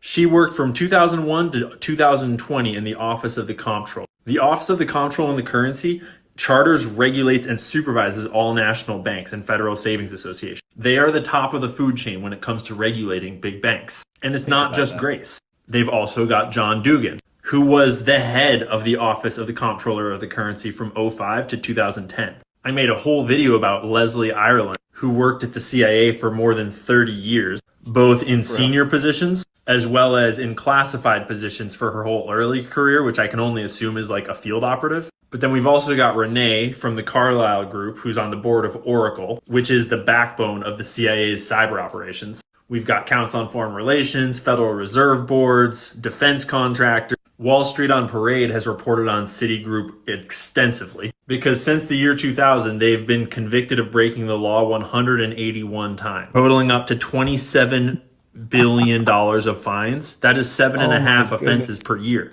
Their biggest fines ever were $7 billion. They've even pled guilty to criminal prosecutions with the DOJ. And when you start digging through the crimes they've been convicted of, you realize that they specialize in money laundering and hiding money in foreign accounts for governments, for billionaires, for corporations. Between 2007 and at least 2012, Banamex USA, a subsidiary of Citigroup, processed more than 30 million remittance transactions to a total value of more than $8.8 billion.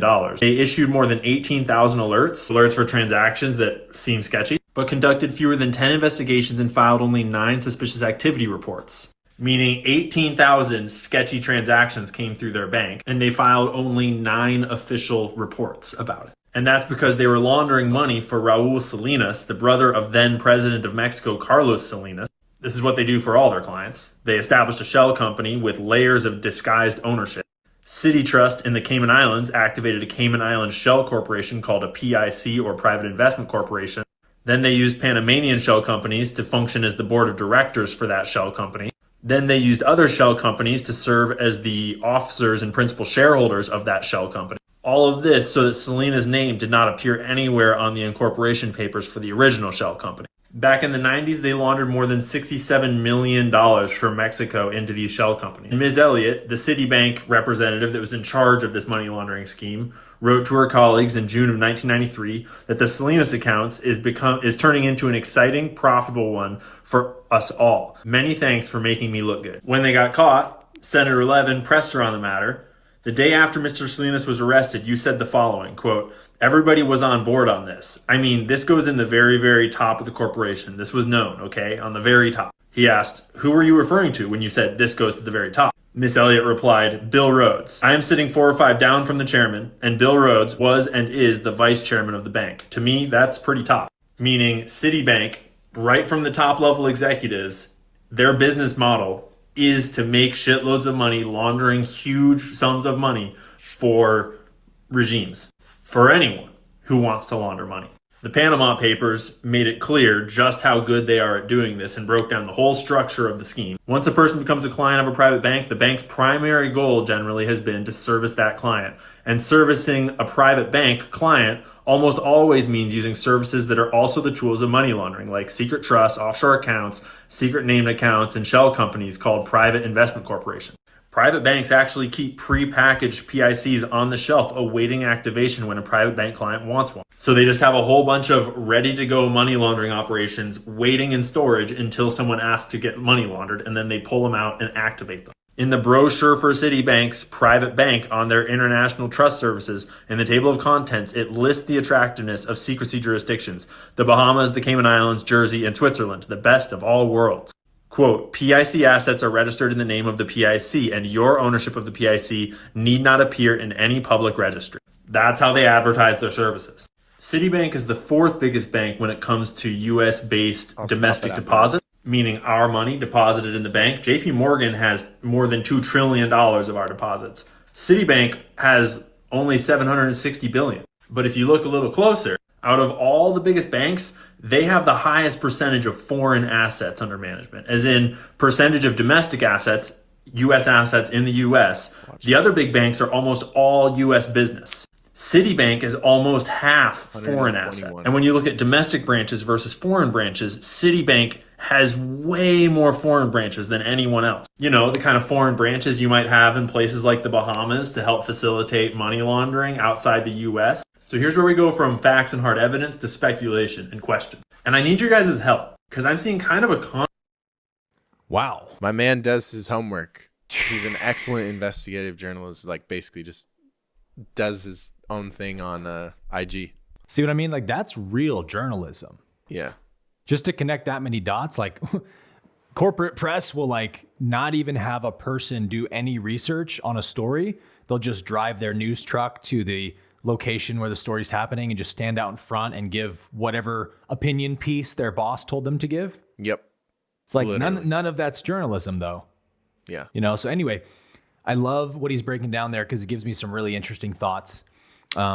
Most people watching this don't fall into this camp of believing that extremely high levels of financial collusion happen on a daily basis. In almost every big corporation you can think of, it happens like you wouldn't even imagine. And most people go, yeah, that's probably true. But there's still a lot of people that go, oh, come on, you think Citibank's really laundering all that money? They wouldn't risk their company like that. And, you know, companies can't just get away with stuff like that. So, like, we can solve the rationale of this with some very basic questions, which I'll pose to you, Jeremy. Jeremy, is laundering money possible? Definitely. Definitely. Okay. Would you say that if you can figure out how to successfully launder money, that you can make lots and lots of money laundering? Definitely. Definitely, no doubt. So then if you can make lots and lots of money at anything, but let's use laundering, don't you think it's likely that people would figure out a way to really game that system and do it at a very high level? 100%. Facts, right? So there's nothing conspiratorial about understanding that this is the way our world works, is that it's very easy to launder money and to do deceitful things with money. And I like how he broke down how they do it there, because that's one detail I notice will often be missing when like people talk about what company or corporation is laundering money. They won't actually break down how they do it. But we saw it with Biden recently in some of the indictments of his dealings with China and Hunter Biden doing business deals with China, you know, 10% for the big guy, all those emails. What they do is it's kind of like a VPN where they scatter your IP address everywhere so that if someone's trying to trace your IP, it's like bouncing from a bunch of locations, so they can't really tell which one is where you're really at. And that's really all that people do when they launder money is they have these, like he said, shelf companies, different bank accounts, offshore accounts, trusts. And they literally have, and I know you know this, Jeremy, because you study the 1%, but they literally have pre-planned routes for money based on where it comes from, what type of money they're getting from what industry. They'll have pre-planned routes of like, it goes into this corporation, to that bank account, to that shelf company, to this bank account. And it's like, it goes to my foreign one, back to my domestic one. So how is anybody going to trace what money really went where? And for what purpose, right? If I have a glass of water and then you have a big pool of water, or a big jug of water rather, and you grab my glass and you throw it in your jug of water, and now our waters are mixed. And then you go around and you pour it in like 10 different cups, and then you hand me back the jug that has this much water left in it. And you're like, hey, here's your water back. And I'll be like, what do you mean? How can I know that that's the water that was in my cup? You know, it all got mixed. And you're like, oh, don't worry. I poured it appropriately in each cup so that only the water that I previously had went in those cups. Here's your water back. And like, I have no way of disproving you. You know what I mean? It's all conjecture. And this is how they play the game with money, is that if you move it around enough and in certain ways, everything is a new transaction. And so it constitutes a whole new reason for the transaction, which you can say is anything. So like if we want to regulate the financial industry to prevent these kinds of collusions, it's going to take some real big time thinkers who can come up with the right protections and restrictions on how many bank accounts you can have or how many shelf companies you can have. There's going to have to be at some point regulation on that stuff in some way, because otherwise we're kind of just allowing this society to run rampant where people can launder money freely with basically no consequence, because it's virtually impossible to prove it. Yeah, basically the game that top companies in each industry play, whether we're talking about like the pharmaceutical industry or we're talking about the food industry or we're talking about the banks, they're basically just like, look, this is going to be so profitable that we'll just take the fines. Yeah, totally. And so that's where we're at now, is like, look at the stuff with the vaccine injuries and stuff, right? Or like putting out like stuff with like Oxycontin or like fentanyl or whatever, like massive lawsuits, right? Monsanto. Ozempic. Yeah, whatever it is, massive lawsuits. And they're like, yeah, but we made, 150 times that. So it is what it is. So part of it is like, yeah, what you're speaking to is that incentives drive behavior. Right. If you're trying to think in terms of systems, whether you're a parent and you're trying to figure out your 8-year-old's, just really not listening, and you're trying to figure out, how am I going to improve this kid's life? Incentives drive behavior. Or whether you're literally the leader of the free world and you're trying to figure out how to manage, 8 billion. Incentives drive behavior. And so we have to look at the current incentives and ask, like, is the current system incentivized to discourage this type of behavior? Well, we have to look at what happens when they do it. Some fines if they get caught. So it's like, that's where we're at.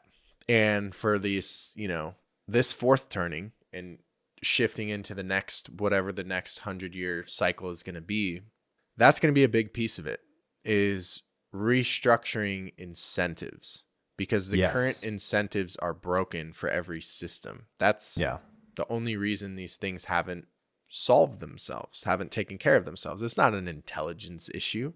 It's not a resources issue. It's not it's too difficult of a problem issue. We have one man taking us to Mars. You think this is more complicated than taking us to Mars? They'd like you to think it is. So it's like, well, the incentives, and that's where I really describe it akin to coming off of hard drugs. We will have to, as a race, we will have to come off of this certain way of doing things, which we could call almost like easy mode. The game's been on easy mode. Just like, the government endlessly printing, we've been on easy mode. Eventually, that needs to the Band-Aid has to get ripped off. We all know that. We have to come off of that system, but it's going to be serious withdrawal when we do. And there's 20 to 30% inflation. Gas is $10. But something has to shift, right? So it's like, it's this weird thing where I think those who are in those positions are like almost probably at this point are like, well, we're doing them a favor because if we were to shift these systems, like they would hate it in the short term, but it's a necessary shift. And I don't have much to add other than this guy's a incredible researcher in that video. And I'm very familiar with all the, the fraud that Citi and the banks do in terms of consumer debt and stuff like that, like violating consumers and all that stuff. Like the OCC, that's a bureau just like the Attorney General and CFPB and some of these entities that my students will be familiar with, because these are the entities you're often dealing with to enforce federal consumer law when the banks don't comply in regards to discharging debt or challenging the validity of debt or credit repair or whatever. But I hadn't before seen a whole rabbit trail of money laundering. So that's super interesting. And that's exactly the game that the 1% play. That's exactly how you protect your money. Offshore, holding companies, all that stuff. But to just blatantly see that that's being done for like money that's obviously tied to Mexican cartels and stuff like that. And then pretty wild. And then our government will be like, that's our enemy. And it's like, it's definitely an interesting thing. And it comes back to this notion of like, there's not one they. It's the enemy of maybe a certain department at this moment in time, or a certain they. But then there's others who are like, the money's too good. This isn't my enemy right now. But it will be my enemy in like 10 years. But right now the money's too good. So we're going to shake hands. So it's interesting. I did an interview with Cal Washington a couple days ago, who's a law teacher. And I've seen some of the past ones you did. He has some great takes on this whole topic, but we were talking about the idea of pirates and how pirates in the old times were basically, ships that would take over, ships that had cargo that were doing business and trade across the ocean. And pirates were like, hey, we're going to siphon off of this. We're going to leech off of it and kidnap these boats. And at a certain point, the government started hiring pirates, even though pirates had been hijacking government trade ships for a long time. They started hiring pirates to do that for them against their enemies or whatever the case may be. And I can't remember the name of them now. I'm drawing a blank, but I think it was like mariners or something like that. But basically, they're just hired pirates. They're still pirates. They're still thieves and criminals. But the government was like, hey, let's just profit off of the criminals. Let's have the pirates work for us. And it's that way across every like system in the world that produces money. Drug trafficking across the border from Mexico, for example, or child trafficking, unfortunately, these huge multi-billion dollar industries that the government will, on the mainstream media espouse as, oh, this is bad. We don't agree with child trafficking and drug trafficking. But behind the curtains, the CIA and the FBI are actively aiding and abetting the trafficking. And we see that now with the open borders. It's like, they don't actually care what's bad for their people. They want to get some of the profit shares that the other guys are getting. They're trying to get their cut, by getting in on the deal. And banks are doing that with our money, with our securities. The 1% do it. It's a consciousness problem. And so with the regulations, we're going to have to get to a point where we incentivize integrity somehow, which is kind of what you were pointing to. And that's a good New Earth question, right? Of how do we incentivize integrity in business and de-incentivize deceit and corruption? And it has to begin, at least I think, with like the whole facade of regulatory agencies and businesses. Like, you have a business like Pfizer, and then you have a bunch of regulatory agencies that pretend to make sure Pfizer is doing good business, being fair now, CDC, WHO, and they don't regulate anything. They're actively part of the same crooked criminal enterprise. And such to the extent that there's actually a great documentary on Netflix about this. There's multiple on Netflix about this topic. But they show you the inside of what it's like to go to work as a Pfizer rep. And they basically were interviewing people that have been former pharma reps. And they're like, so the way it works is that when you get hired by one of these companies, you're not going to be there for very long before you get upgraded to somebody from the FDA will reach out to you, or the CDC or the WHO, and ask you to be a part of their board and work for them. And so now you're going to be regulating this very business you used to work for. And then after a while, someone from the pharma industry will contact you and say, hey, come be the president of this organization in our company. And you're just hopping back and forth. The regulatory agencies and the businesses are sharing employees constantly. There's absolutely no real division between them. They're the same industry, and they're putting forward this guise of regulation. And you have that with the SEC and banks. Securities and Exchange Commission doesn't regulate any securities. They let securities fraud happen unfettered 24/7 at a number you would boggle your mind. Billions of dollars a day of securities fraud. They don't regulate any of it. Why? Because they're actually doing the opposite of what they pretend to do. They're actually in on the business deal. And part of the business is to pretend to regulate it so that people will not clamor over the corruption that we're seeing. So the fact that these videos are out there, man, like you said, that video probably has a few 100,000 views, I would imagine. And that's a big chunk of people that are going to wake up to these things at a very fast clip. Well said.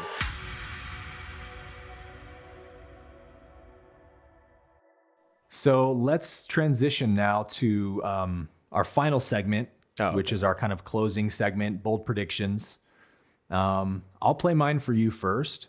So when it comes to these, I'm going to bring it back to these actual entities. Yeah. Do we know, or would you have an understanding of how many of them we're talking about and the variety of them? Yeah, there is a variety, and we have a certain number of different things. But the total numbers of what's interacting with us on Earth, I mean, nobody knows that. And I mean, but there's an understanding of some that they do believe are interacting with us, and there's a variety in terms of there's variables. Yeah, I talked to people who are familiar with the biological analysis and everything. So we have some idea, not a complete picture, because it's looking at it, it's like I don't even understand the physiology at all. It's a bit different, right? So we have at least a description of this physiology. Yeah, no, I was in the room when be careful. I don't want to. I was in Washington D.C. with a very number of senior people that work for members of Congress. Put it that way. Here's the rest of Rush's answer. I brought the people who worked on that stuff to the Hill, and this is why the members were so confident to put out the Schumer amendment and stuff. And I was like, please explain. And they went into all those details and stuff. And I remember, some of the professional staff members were like they were like in G-Lock, right? Because I mean, like the total world bubble got burst right there for a lot of people. And so we have some idea. It's not a complete picture. I mean, it's just like, but you're not even bringing in the right people. Like I think about my friend and colleague, Dr. Gary Nolan, which I started the Soul Foundation nonprofit with. I mean, he's like, Nobel level biologist, virologist. Like he's the guy that you would want on it, but he's not on it. So I think we can make a lot of progress in our understanding once again if this is more broadly studied in an open environment. So I pulled that clip out. Did you see that podcast with David Grush? No, I didn't. Oh, wow. Super fascinating podcast where he just takes Rogan through, I'm forgetting what his exact position was, but he was, I believe, former CIA or current CIA, part of the UAP program. And he goes through the litany of things he's seen and witnessed about UFOs and extraterrestrials. And I think that was the same podcast where it was first announced that our government has captured non-human entities in UFOs before and commandeered the body and all of that. And Rogan's like, wait, you mean they've actually captured alien bodies, So the reason I bring that up is because I pay a lot of attention to the UFO climate, being that I'm a Law of One teacher, obviously it makes sense, but it says a lot to me, bro, about where we're at and where we're headed in terms of how much activity we see. I have a good friend of mine named James, he himself has had two really remarkably profound. One was just a pure extraterrestrial contact experience. The other was a UFO. Both in the same spot, actually, at his best friend's in his hot tub in his backyard. They've both had, there's actually 3 people there for both of these sightings. They all 3 had 2 UFO/ET encounters in that hot tub over a course of like 2 months.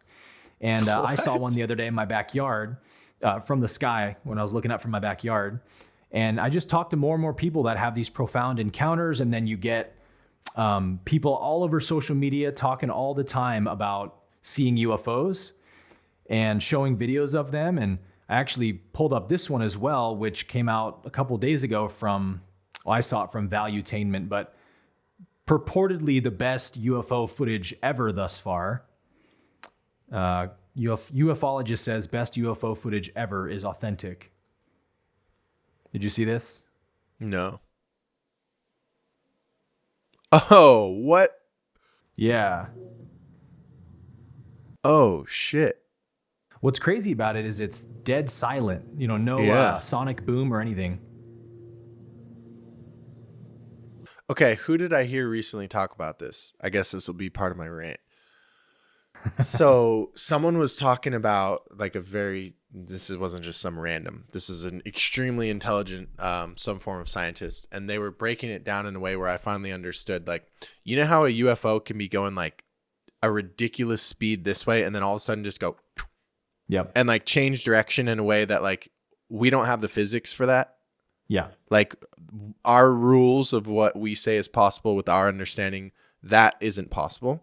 We would go kersplat against the you go walls splat. You can't just go ping, ping. But like I've personally also experienced that where something is going this direction and then literally just goes. So it was saying the reason that that this happens, like he was breaking it down in terms of physics. So I'll say it like this. He was explaining that the reason that there's often confusion about that and like we're like, that can't be real, like must have just misunderstood what I saw or whatever, is because we think about things in the third dimension. And in the third dimension, there's space and time.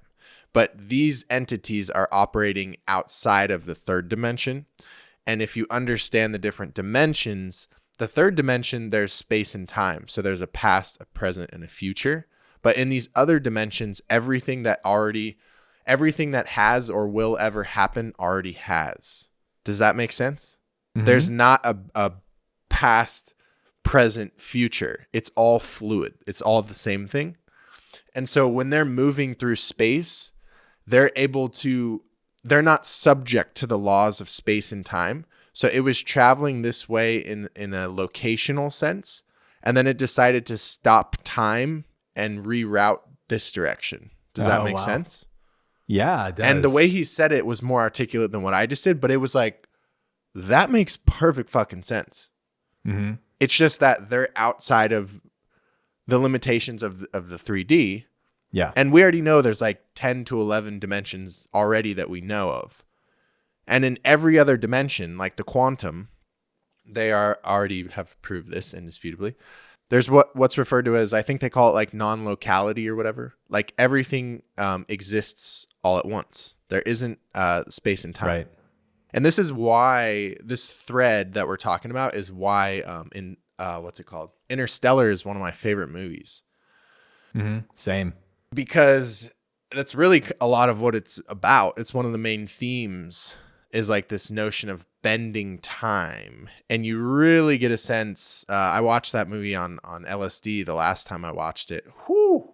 I have a whole Great choice. Highly recommend the Hans Zimmer soundtrack. I was just crying multiple times just from the music, so the beauty good, of it. Bro. Yeah, man. Like the scenes where the water's coming up or whatever, like the cornfield thing and bro, it's so good. Anyway, I have an even deeper understanding of that movie. And that's a lot of what it's about, is like they were used to the 3D rules and then they went up and the rules changed. Time changed. Their relationship to space and time changed. And so that movie's like pulls on things like you start analyzing your relationship to your own mortality, to time, to space. What is all this? And so I feel like it's not that far-fetched to understand that these ETs, if we want to call them that, are just operating outside of the third dimension. Or we could even say that they can hop dimensions. Maybe they get to choose. They could operate in the third, fourth, fifth, sixth, or seventh, whereas we're limited to the third. or whatever it is. What are your thoughts? Mm-hmm. Yeah, man, we can truly only speculate when it comes to these things because there's so many possibilities of how they're doing this. From the Law of One's perspective, by the time so I think you can only travel dimensions beginning at the 6th density. Okay. Ra says, in one part of the Law of One, Ra says, we are of the 6th density, thus we are able to be with you at any time. Oh, wow. And they say in the 6th dimension where they normally hang out, time and space are omni-available to us. We can go anywhere, visit any time. So like at that point, they wouldn't even need to be in craft, you know, to fly that way. They could just teleport, bilocate through their mind. They're pure light bodies at that point. So like that's absolutely a possibility of how some of these crafts fly. And maybe they figured out the science before they figured out the metaphysics of how to do it spiritually. I kind of like Bob Lazar's explanation of how the crafts fly using gravity, unique, novel gravity creation devices that generate a gravity field. And the way he describes it is like, one of the hallmarks of a UFO, especially at night, is that it will have a very bright glow, but a very fine point of light that doesn't emanate light. It's not radiating out. It looks like a giant glowing ball that has no emanation of light. And that's because the light is not coming off of the craft, but it's actually being pulled into the craft. So he says the craft generates a gravity field around the craft, and all the photons in the atmosphere, there's always photons even in darkness, all the photons are getting pulled into the gravity well, kind of like light gets pulled into a event horizon or a black hole. So the gravity bends the light, and then you see it glowing as the light is bending into the gravity well. But that allows them to they create a distortion in gravity that the craft is kind of falling into perpetually. So I think they create it in front of the craft, and then they just aim the gravity well, whatever direction they want the ship to go, and the ship just infinitely falls into the gravity and goes forward. So like it doesn't interact with the atmosphere, basically. It's pure gravity manipulation. And that's one of the hallmark signs of UFO activity you hear across every sighting ever. UFO documentaries, David Grush's podcast, when he talks about this really wild encounter with, I think he was part of the CIA, I want to say. They went into this jungle in South America somewhere, and they came up against some kind of black ops organization that had more authority than they did, held them at gunpoint and said, drop your weapons, give us your weapons, you don't have jurisdiction here. And they had seen this craft floating in the forest silently. And he said they had to prove, like, we're really with the government. Here's our CIA badge. And then they allowed them to view the craft. So it's like, who are they working for, first of all? Second of all, he says it's just this gigantic, seamless metal object that's just floating dead silent. And when it raises up and lifts and moves, as quiet as a graveyard, no sound.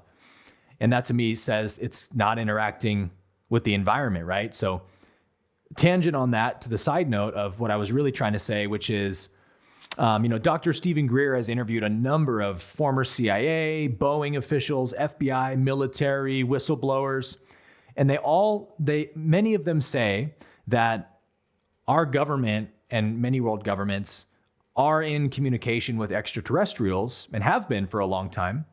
But the dialogue has basically stalled because these extraterrestrials, being on the positive polarity, say, hello, citizens of Earth, we're here to help you and share technology and help you spiritually ascend.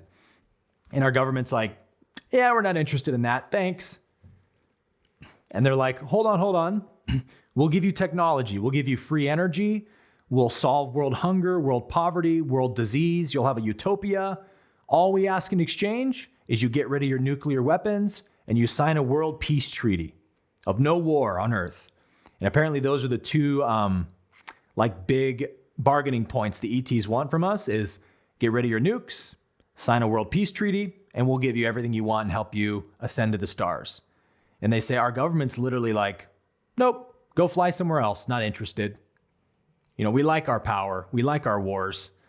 And that's why I'm so interested in the UFO phenomenon, because the ETs have to acknowledge our free will in that we elected these people, sort of. We have put this system in place. And so the ETs, to an extent, they can't bypass that system we've created and like overlook the government, ignore them, and just talk to the people, because we've set up a certain hierarchy on our planet that we all agree to, at least in our country, with the government structure. So instead, what they have to do is just kind of acclimate us to their presence and hope that we, the people, wake up and start to make a positive change in our relationship with ETs, because the government, the controllers, the CIA, the black ops organizations that keep all of this, the stuff that David Gresh was just talking about, they keep it all classified, and they don't tell the public what they know, what ETs they've contacted, UFOs they've found. Like, they don't share anything with the public because they know that they can't keep the lid on this anymore. And they're desperately trying to, because this is maybe their biggest fear of all, if you really think about it. They probably fear more than anything that human beings will wake up to the fact that there are benevolent beings here from other planets who want to help us, and the only thing in the way is our own government, who's holding them back so that they can keep power over us. So like, they really don't want the public to think or believe that aliens are good guys in any way, or that they're here to help, because their system would unravel very quickly. If you think about it, like, they know that these beings have the power to expose them at any moment. They know that these beings have the power to foil their plans at any moment. We've seen and talked about nuclear warheads being deactivated. That's been talked about on the congressional record by military officials, seeing UFOs deactivate nukes that they're testing in real time. Like, these people know these beings can do whatever they want. So they do not want the public thinking or believing that they're good and here to help us, because the first thing that they would do is to eliminate nuclear weapons and end war and solve all global issues. No more diseases, no more pandemics, no more poverty. Sorry, guys. It's only peace on earth now. That's not what the negative polarity wants. So here's my closing point on this, is that all that ETs really need is to see a public display of our non-consent and non-agreement with our elected officials. They understand that we're kind of in a twisted system that we didn't really vote for. Like, yes, technically we set up the structures and blah, blah, blah, but these people have deeply infiltrated, like you were talking about, Jeremy. They've performed inside takeovers and coups d'etats to totally capture the government. Even Putin said in that Tucker interview that the CIA started this plan to hijack the American government back in the 50s. And they, assassinated JFK, Martin Luther King, RFK Sr., and eventually succeeded in taking over the government from the inside. And so Putin said, I used to work for the Kremlin, and our biggest opponent was the American CIA, because the Kremlin is like the secret ops organization for Russia, right? So like, they always knew what the CIA was doing and are constantly monitoring them, and vice versa. And he was like, they were trying to take over the government from the inside back in the 50s, and they've succeeded a long time ago. So what you think is your government is really the CIA pretending to be a government. So like, the fact that these things go on means that all we have to do is show the ETs that we don't want this system anymore. We don't agree with these leaders. We didn't really vote for this. And they, I believe, this is my personal opinion, they will start acting on our behalf and interceding on our behalf with wars and pandemics. And I think we're going to see more ET/UFO activity. This is not in our immediate future, but maybe in the next 5-10 years, as new pandemics, new global disasters, weather manipulation, war, as these things keep happening, because that's what the negative polarity does, is create constant chaos, we're going to see more interference from UFOs if we see a kind of collective movement of humanity being like, we see you, we acknowledge you, we know you're here, please help us. We don't want to be ruled by these people anymore. And in that way, we'll become much closer to open contact as soon as we get our free will involved. So I know you and I always say, and I still agree with this in principle, that protesting is like basically useless and unhelpful. But I think there is some way to protest, or some utility in it, in that peaceful protests that are just meant to be a public display of group consensus. You get 1 million people who are peacefully marching about whatever cause. it is impactful on the collective consciousness to see that of like, wow, that's a lot of unity, and for whatever the cause is. And when we start doing that for, disclosure on extraterrestrials, UFOs, when we start showing, hey, we want to have a relationship with these beings, I think we would see a massive spike in ET contact on our planet. And so really for me, like part of my mission is also to raise awareness about who these beings are, why they're here. Why are they here but not contacting us? Well, it's because they're very enlightened beings who do not come to infringe on our free will. They only come to serve as they're asked to be of service. And the problem is we're not really asking them to be of service. The narrative in the news is like, are they evil? Are they here to take us over or not? And that's very much the bucket they want to keep it in, right? But we know better that they're here for very good reasons, but we have a lot of waking up to do before humanity's ready to accept those good reasons. You just taught me some new perspectives. I wasn't privy to that information, and that makes a lot of sense. It makes a lot of sense. It does.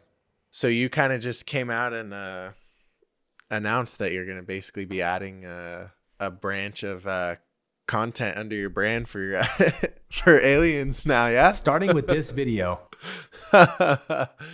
Once a week, ET deep dive, UFO UFO updates. Yeah. I have a couple videos I have one called The Fermi Paradox. It's in my Law of One series where I explain the answer to the Fermi Paradox of if there's so many beings in the universe, why don't we see them here? Why don't they come openly amongst us? It's actually a very simple answer. Which is? Well, it's like we totally overlook the spiritual component of these beings. We just project onto them that they're like us. They're either here for military conquest and crusade. Yeah, right. Or for our resources. There's no other reason they'd be here. And so we can't understand why they would be flying around and not coming to either take us over or take our resources or whatever, because we can't fathom that they could be deeply enlightened beings here to be of service and help us evolve. And that's the only thing they're interested in. And so if that was the case, then they wouldn't contact us unless we showed interest that, hey, we actually want to be involved in that too. Otherwise, like, why would they force us to evolve and ascend? Like, it definitely needs to be a two-part equation there, right? Yeah. So is that your ending prediction, or do you have a separate prediction? That's my basic prediction, is just that I think, number one, we're just going to see more UFO activity. I like that. More shocking, right? More phenomenal, more undeniable UFO activity like the one I just showed. This one was confirmed by a professional ufologist who dissects these videos basically like for a living to try to poke any holes in it, because it's very easy actually to tell. It's mostly easy to tell when a video is authentic or fake. There's certain things you can't do on a fake video, no matter what kind of CGI you have, that if a video is genuinely capturing a UFO flying through the sky on the camera, there's going to be ways to verify that or not. And this video where the UFO goes right past the camera, completely silent, ufologists tried to break it apart and said, nah, it's real footage. So whether it's our UFO or a ET UFO, who knows? But like, we're going to see more of that because we're in this acclimation phase where the ETs are slowly acclimating us to their presence, trying to prove to us that we're not here with any bad intentions, because otherwise we could have acted on them a long time ago. We're truly here because we want to have a relationship with you. There's really only one way to do that. Well, like if you're observing a scared animal and you want to make the animal not scared of you, you can't approach it. You have to sit back from a distance and chill and just do your thing and hang out and let the animal come to you as it feels unthreatened by your presence. And like, we're literally just animals compared to these beings. They're on a level of intelligence we can't fathom at all. So like, they're interacting with us like we interact with animals at this point. Oh, shit. That's a good point. It's just got true. Us on little leashes, feeding us kibble, and we're like, why are you making me eat this shit? I want some meat, damn it. It's cheap. I got it at PetSmart. Yeah. All right, cool. Well, for my closing thoughts, I don't so much want to give a micro prediction of anything in the near future as I want to kind of speak on a bit more of a macro theme that me and Aaron really want to circle back to and make sure is conveyed as we conclude today's episode for February 2024. We obviously our intention here is to facilitate a positive news show. And with that, we have to be able to clearly define what that means. And I think on the surface level, when we get into some heavy shit, like maybe last month and some of the coming months, trust me, this month wasn't too heavy, was it, Aaron? This was a pretty chill, at least for what me and you are used to. Nothing too crazy. Now, when we get into some of this deeper stuff, it can be, rattling for some people, which we totally get. Mm-hmm. But what can happen is one can have the propensity to feel like what we're talking about is negative or dark. And this is really what I want to address as we close out. So, what is a positive news show for us, to us? What is our positive news show? It is not your typical find a news clip of a baby kitten being rescued from a tree and show you guys. Essentially curating this false reality of let's just show them babies smiling, happy things, and this cat that was rescued or the grandma that was rescued from the middle of the street. That's not reality. And so it's kind of like raising your kid in a bubble and you never let them experience anything. What happens? They swing the other way, right? You're not actually helping that person. To us, our positive news show is showing you reality. It is showing you a non-dual perspective of the world, where it doesn't matter if we're showing you the elites drinking blood or someone committing their life to Jesus Christ and announcing it on CNN. There is no difference. And that might be a jarring statement, but there isn't. We are animals that have an ego. We have these egoic faculties that try to filter the world and make meaning of it. And so there are things that our brain wants to categorize as good, and there are things that our brain wants to categorize as bad. There are things that feel good in our body. There are things that feel bad in our body. But that doesn't mean that we get to fundamentally reject anything that doesn't feel good to hear or to look at or to contemplate or think about. That is where we get into spiritual dissociation and kind of like gaslighting ourselves, essentially, of like everything needs to feel good. So this is something I feel is really important to talk about. Once again, it's not as much of a theme today, but some months our episodes are going to be getting into some real shit. And when we get into some real shit, it's important that you guys understand, number one, sometimes me and Aaron forget that it's even perceived as negative, because the way we look at all of this is as follows. The human story is unfolding in real time right now. Every single thing that happens, whether good or bad, is one step closer to self-realization. It is all the same path. All roads lead to the same place. So to me, tomorrow, if a bomb got dropped on another country, yes, that would be devastating from a human perspective, from my ego making a judgment about my morals and values and projecting it onto the world. Yes, it would be negative from that perspective. But from the divinity perspective, from oneness, that is the same thing as if another country signed a peace treaty.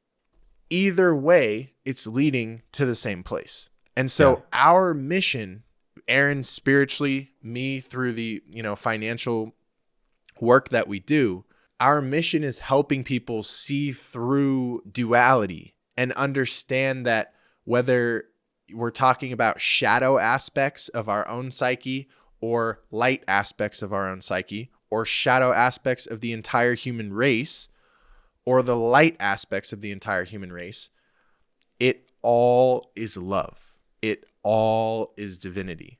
And it all is leading us one step closer to a new earth, a new system, a new reality.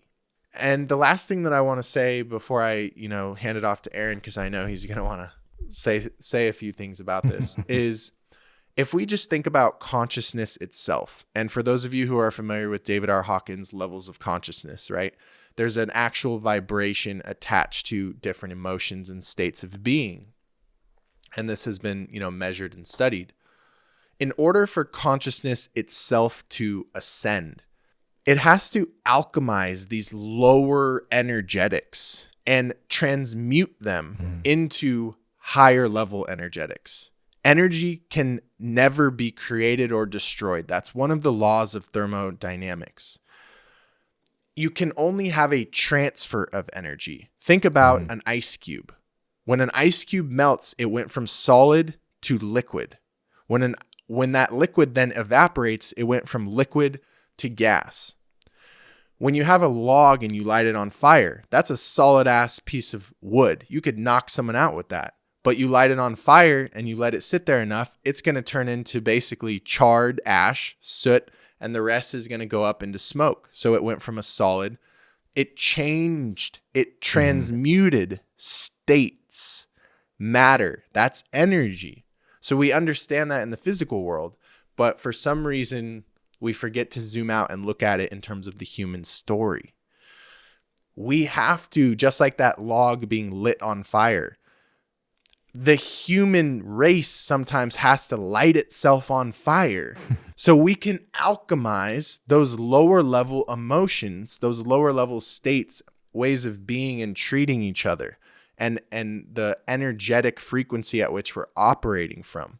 Sometimes we need to really lean into that primal, dark, selfish shit that we couldn't possibly fathom we have in us.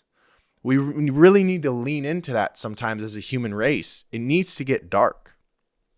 And that energy is powerful. Why do you think the elites drink adrenochrome? It's disgusting, but it's obviously powerful, right? Some of these people aren't even aging. So the same thing, you take something really dark, but it might awaken 20 million people. So that's a net positive, right? Or you take something that was extremely polarizing or scary or threatening for a lot of people, and the pendulum swings the other way. So we take these really dark energies, and that actually serves as the kind of like the fire, the boost needed to transmute them. And so everything that is occurring on our planet, depending what you're choosing to look at with your intention and attention, might seem gnarly, it might seem hopeless, it might seem dark, but it is actually the fuel for our ascension as a consciousness. And the more we all lean into seeing this as such and not running from these things because we perceive them as darkness, and we're naive to think that we are only light and that we're better than this. We are involved in this. This is happening because it's in us. The less we're going to participate in our own suffering, and the more we're going to be able to remain grounded and calm in the eye of the storm. So I say all this to say that if we only showed you guys positive news, we are literally, Aaron, think about this. We are literally adding to duality on this planet. If we only showed you positive news, we would be buying into the false assumption that there is such thing as positive news. Mm-hmm. And that is a fundamental, egoic, incorrect judgment. It's not helping anyone if we do that. And so we're sometimes going to show you guys more serious topics. Once again, today was lighter. But as we get into certain things about Hollywood or children or gender or what's going to happen, everything's going to collapse. It sounds like we're being negative. What part of you said that? What part of you thinks that? The true path to transcend duality and our egoic mechanisms is recognizing what I've just been laying out, in that these are just perspectives. I'm not calling them wrong. It's like putting on a certain pair of glasses. That's what the world looks like to you. But recognize you can take off those glasses and actually see reality naked. And naked reality, there aren't names or categories to put it in. It is everything. It is the snake eating its tail. As above, so below, as within, so without. It all just is. So all we're doing is looking at the world, which is the most spiritual thing you could do. It's like what Ram Dass talked about when he was so open, but he refused to close off his heart to the suffering. And he talked about how immense the feeling is of all the people who would meet in his speaking engagements and traveling and all the teachings that he did. And he wouldn't close off to the suffering, even though it was almost unbearable, to quote his words. Yeah. That is looking at the actual world. And that's what me and Aaron strive to do. We both do that in our work. It is not the bypassy. It is not the here's a positive quote. It is the roll your sleeves up, get your hands in the dirt and actually do something about it. But don't do something about it from the energy that there's something wrong, because there's nothing wrong. That is duality, and there is not duality. You're asleep to a dream if you think there is duality. Me and Aaron, we don't participate in that dream. So when we're teaching, please understand that this is coming from a place of love, and that everything we're showing you, whether it's a cyborg that scares you, people plugged into the metaverse, or a kitty from a tree, is literally God experiencing itself. Yeah. I'll hand it off to you now. I'm going to jump on this train with you, bro. I'm going to ride this train. I love what you're saying so much. What I would say positive is, if it's anything, is not something good, because that's just a subjective label. It's being able to discern that there's only one power, only one will acting in the universe, which is what you're saying. In that sense, rescuing the kitty from the tree and adrenochrome or whatever are not different, because God is working God's will through those events in the same way. And that's hard to see, admittedly, I understand. I've sat with this, Jeremy, for years to let this realization soak into my consciousness. And I'm so thankful to say that I truly live in a reality now where I don't see evil anymore. I don't see sin anymore. I don't see things to be afraid of anymore, simply because I've lost the ability to forget that there's only one power in the universe. Two powers do not exist. We're resting in one power. So from that lens, none of us are the individual, isolated, separate decision makers of our life. We're not in control of our life. We're being moved by the divine will. We're being moved by outside forces, right? Cosmic laws, natural laws at every second. And nobody can violate these laws of karma and law of attraction, the law of polarity. These things are immutable and reign forever in God's universe, and they all work for God's will. So while the hand of God is always cooperating with man's free will, we know that, God's never going to infringe or force mankind to do or not do something. So God is cooperating with man's free will, but to work everything together for good in the end. That's what I think you're really touching on, Jeremy, is that, yeah, it looks bad to the labeling mind, the ego mind of CBDC or vaccines. We're quick to rush off and say that those things are bad. But what we can't see is all the perimeter effects of it that don't come into our awareness, of the awakening that they cause and the ways that these events force people to rethink things.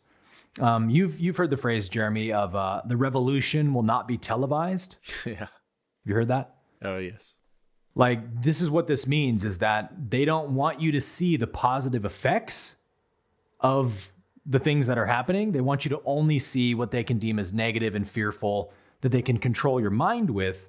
So they censor those things that show that humanity's waking up, gaining our freedom back, because there's great power in seeing that, right? In seeing that to quote the Bible, Whatever the enemy intended for evil, the Lord will use for good.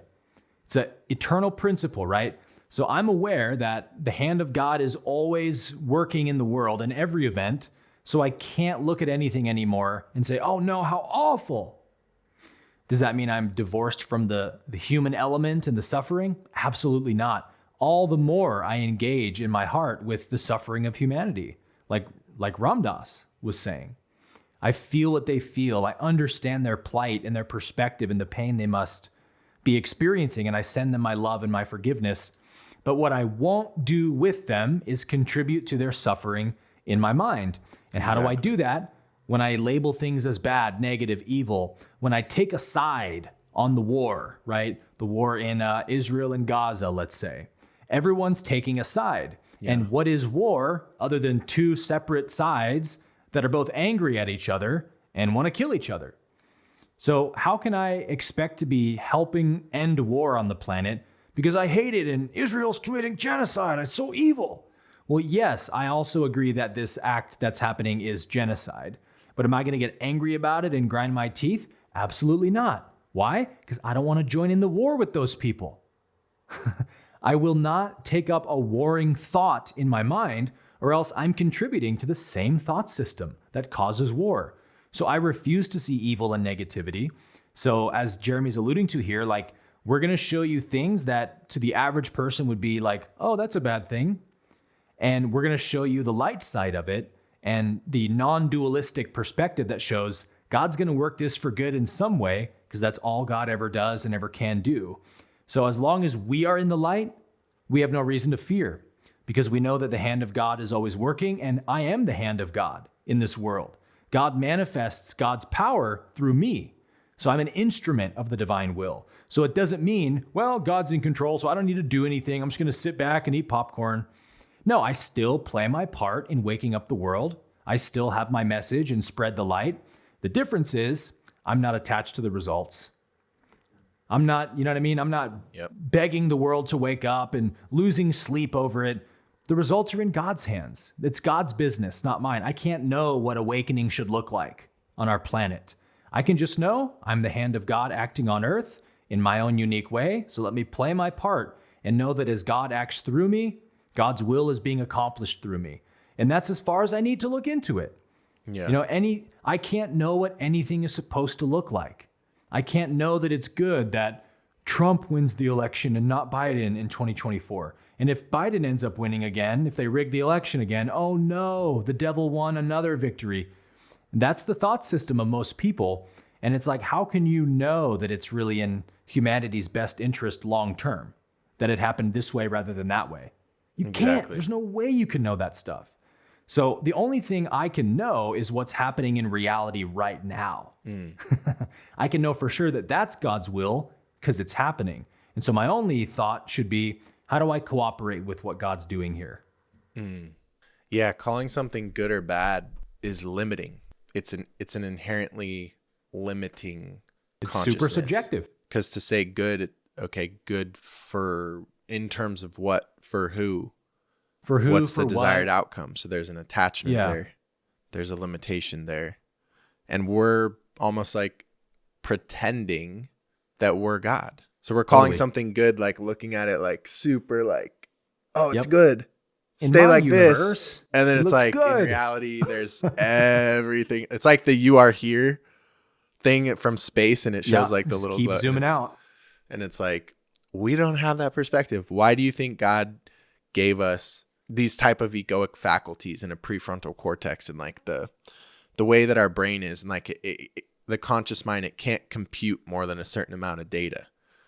Like we're very limited. And so that's why people who only live from their mind, you're so limited. You just can't fathom.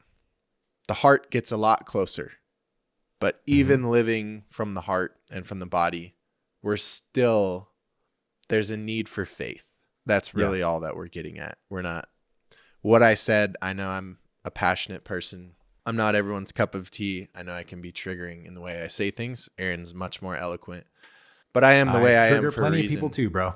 And at the heart of what I'm actually saying is that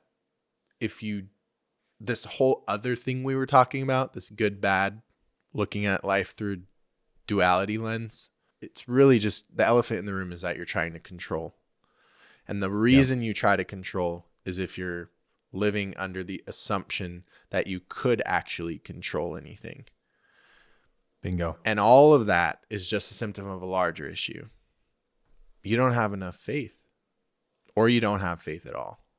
And so really the place we're both at, and I know for myself took me damn near a decade to get to. It's not like I'm saying this from a lens of like, it's so easy, why doesn't everyone just do it? This is a journey to get to this point.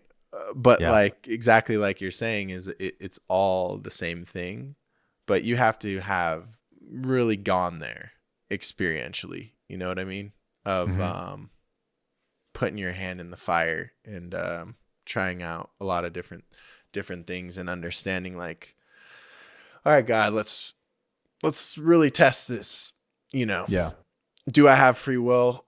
What's going on here? I mean, I've put myself in those experiences. I've totaled multiple cars. I'm supposed to have died multiple times. It's like I've literally was the doubter in the Bible who was trying to Doubting Thomas. Yes, it was trying to disprove God, figure out and disprove, the legitimacy of God because I was so trained into my mind. And then I found out experientially that there's something else that science can't touch and speak to. Maybe eventually it will, but there's something else. Yeah. So at the root of what we're saying, guys, is just have some faith. We're going to take you on a gnarly ride, but have some faith. Yeah. Yeah. I think everyone has to decide for themselves if they really believe what they say they believe. Yeah. That God is all that there is, that God is in control. If you believed that, you wouldn't be able to get stressed about anything because you would know that a higher power has it all under control. And you wouldn't live with this delusion of I call it personal doership, personal control. It's the third belief of the three beliefs of ego, I am in control. And it's like a leaf floating down the river, a rapid river, and you watch the leaf floating, swirling around the rocks and stuff. Nobody would say that leaf is choosing all of its movements, and deciding where to go and where not to go. It's totally at the mercy of the current that's carrying it. And like, how many more variables are there to a human being living a human lifetime in terms of outside forces that are influencing our every decision? Planets, immediate surrounding environmental things, conditioning patterns from the past. I mean, we're being puppeteered by these things at all times. And so if you could zoom out like you're describing with that "you are here" meme, and you keep zooming out, those videos you see of like starts with the Earth, you end up seeing the whole galaxy and then the multiverse. And you're like, oh, wow, I'm a speck on a speck on a speck on a speck. Why do I think that I should stress out over what happens? Flat earthers are so triggered at the analogy you just used. They're like, Aaron, you're an idiot. There's no such thing as space and there is no Earth. Oh, yeah. But that's another topic for a whole nother time. Oh, that's great. In a round Earth universe, let's say. But I mean, dude, this is why the Lord's Prayer that Jesus gave is so spot on. It's just the perfect prayer because it fully acknowledges the all-doer that God is. It says, "Our Father who dwells in heaven, hallowed be your name. Let your kingdom come, let your will be done on earth as it is in heaven." It's like, I put myself in alignment with your will, and that's it. Let it be done fully and completely, for you alone reign. That's the enlightened mind's viewpoint of what happens in worldly events. And in any famous sage who you've ever seen be asked this question, I've read it from Ramana Maharshi, Nisargadatta, when their disciples are like, but don't you suffer over the incredible pain and suffering and turmoil happening in the world? Isn't it move your heart? And they say, yeah, of course, I'm moved with compassion, but I can't suffer because I know it's all God's dream. Ultimately, nothing real is being killed. Ultimately, nothing real is being destroyed. We're all eternal beings, one with God. And so what happens on the stage of life still matters from a relative level because it's a reflection of God, and we're here to be the emissaries of God's kingdom on earth and demonstrate God. That's the purpose we come here. That's the whole fun of it. But beyond that, it doesn't have a purpose because it's a temporary illusion. Life is a dream, just like any other dream. It feels real while you're in it. And upon awakening, you're like, it was nothing. And so you can actually, believe it or not, hold those dichotomies together. When you see wars and genocide happening, you can say, blessings to those poor suffering souls. Let's end this war. And also nothing real is happening. You're reminding me of times where I've been in, the highest states of consciousness thus far in my journey, which is not right now, but I can have like flashbacks of them, and we've had talks off the internet about them. So you probably know what I'm talking about, but, you're reminding me that there's like this, I've reached these states before where I feel like, I couldn't relate to humanity. And you reminded me that there's like this tug of war where like when you really embody those states you just talked about, which I have experienced before, but I'm not trying to claim I just live from them, and I'm not trying to claim any of that. I'm just saying I have experienced that before. It's absolute truth what you just said. And do you know how triggering that is to everyone around you who is attached to their opinion and needs to defend it? Because otherwise, how does their identity construct prop itself up? You're threatening their sense of self, Aaron, lowercase self. Right. And so I went through this weird thing where I was like some crazy states. And then you realize you're literally all alone if you remain there. And there's this tug of war of people projecting their whatever they need to defend, because that's what a personality does. And then you, and then them, and then you. And you're just eye of the storm, just nothing, just water, fluid. Unfazed. But things like that is like people can only receive that from, we can only receive it from our level of consciousness. And so it's like, I already know most people are like, that's not spiritual at all to be like that. You know what I mean? Because that's the spiritual ego's perspective. So it's an interesting, I guess I'm just saying I love these types of conversations because number one, I feel my consciousness higher than it was an hour ago just by talking about it. And number two, having experienced those things, it's an interesting reminder of how malleable this game is, this game of life. You can live in those states. You can go all the way down if you decide, no, I want to live in suffering. You could do that too. You could be somewhere in the middle. You can ping pong between them. Fun fact as well I wanted to share. You brought up the Lord's Prayer. Did you know that David Hawkins muscle tested that and it calibrated at 700? Yes, I think I remember hearing that. Yeah, which is kind of crazy because you might think, oh, well, it's just some simple words, but words aren't, it's more about the energy behind it. You know what I mean? Yeah, they so point. I thought that was cool. So especially for people who are more basic or want something simple or whatever, like there are prayers or mantras or whatever that calibrate very high. And so if you're at 100 because you're stuck in shame and guilt, you can't even get outside of that. Something like that can kind of help recalibrate you a little bit. Yeah, raise the bar. Well, that's also the be in the world but not of the world benediction from Christ is what this is pointing to. We have these two lenses we can view things from, the relative and the absolute, and we're never being asked to grab one in order to discard the other one. It's about balancing the two perspectives. And so from the absolute perspective, as we said, everything's eternal. Everyone is eternal. Everyone lives forever. So death, suffering shouldn't cause us to suffer because we know it's not ultimately real. Relative perspective is only the physical exists, nothing else exists. All that matters is what's happening in the physical. So to be in the world but not of the world means to bring the absolute perspective into the relative perspective. Not to ignore the relative perspective or to dismiss it as less valid, but to bring the highest truth to the relative perspective and live from there. And so I can help feed the widow and the orphan without suffering in my heart at the same time. I can see their divinity and their eternality while I hand them the loaf of bread. That's the picture of what Christ is pointing us to. Beautifully said. And yet from a consciousness of, let's say, 200, 300 would look at that and say, well, you just don't have enough compassion. You should feel, you should take on their suffering. And it's That's like saying, hey, that guy's hanging off a cliff, go help him. And so I go over and I jump off and dangle on the cliff next to him and say, oh man, this is really bad, isn't it? Yeah. Like, For now, sure. could you have stayed up there and actually helped me up? I would have appreciated that. That's what we do when we don't lower our frequency to where someone's at who's suffering. It's not a dispassionate thing of like, I don't care what you feel.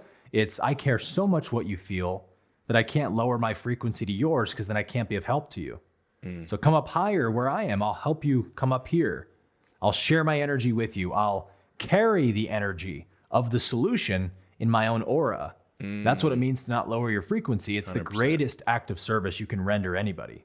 I was going to say, and that's actually love, but we've been programmed that love's something totally different. Right. Yep. Straight embodiment. Powerful way to end today's show. A little different than last time. Indeed, guys, man. if you're still rocking with us, we really appreciate you. Let us know your biggest takeaway from today's episode, or if any part of this conversation you wanted to contribute to. I forgot to mention, if any of you have had ET encounters, definitely let us know in the comments. Would love to hear those. So Aaron can start conducting his little market research for his new content. Yes. And as always, we'd love to hear you guys' feedback, especially on this type of topic. We'd love to see where you're at in terms of perspectives and how you view these things.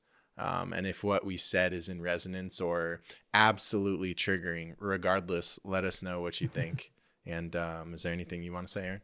Just thanks for watching. Thanks for contributing. And we'll see you guys next month for the next episode. All right, guys. Hope you have a beautiful rest of your day. We'll see you guys next time. Peace and love. Peace and love.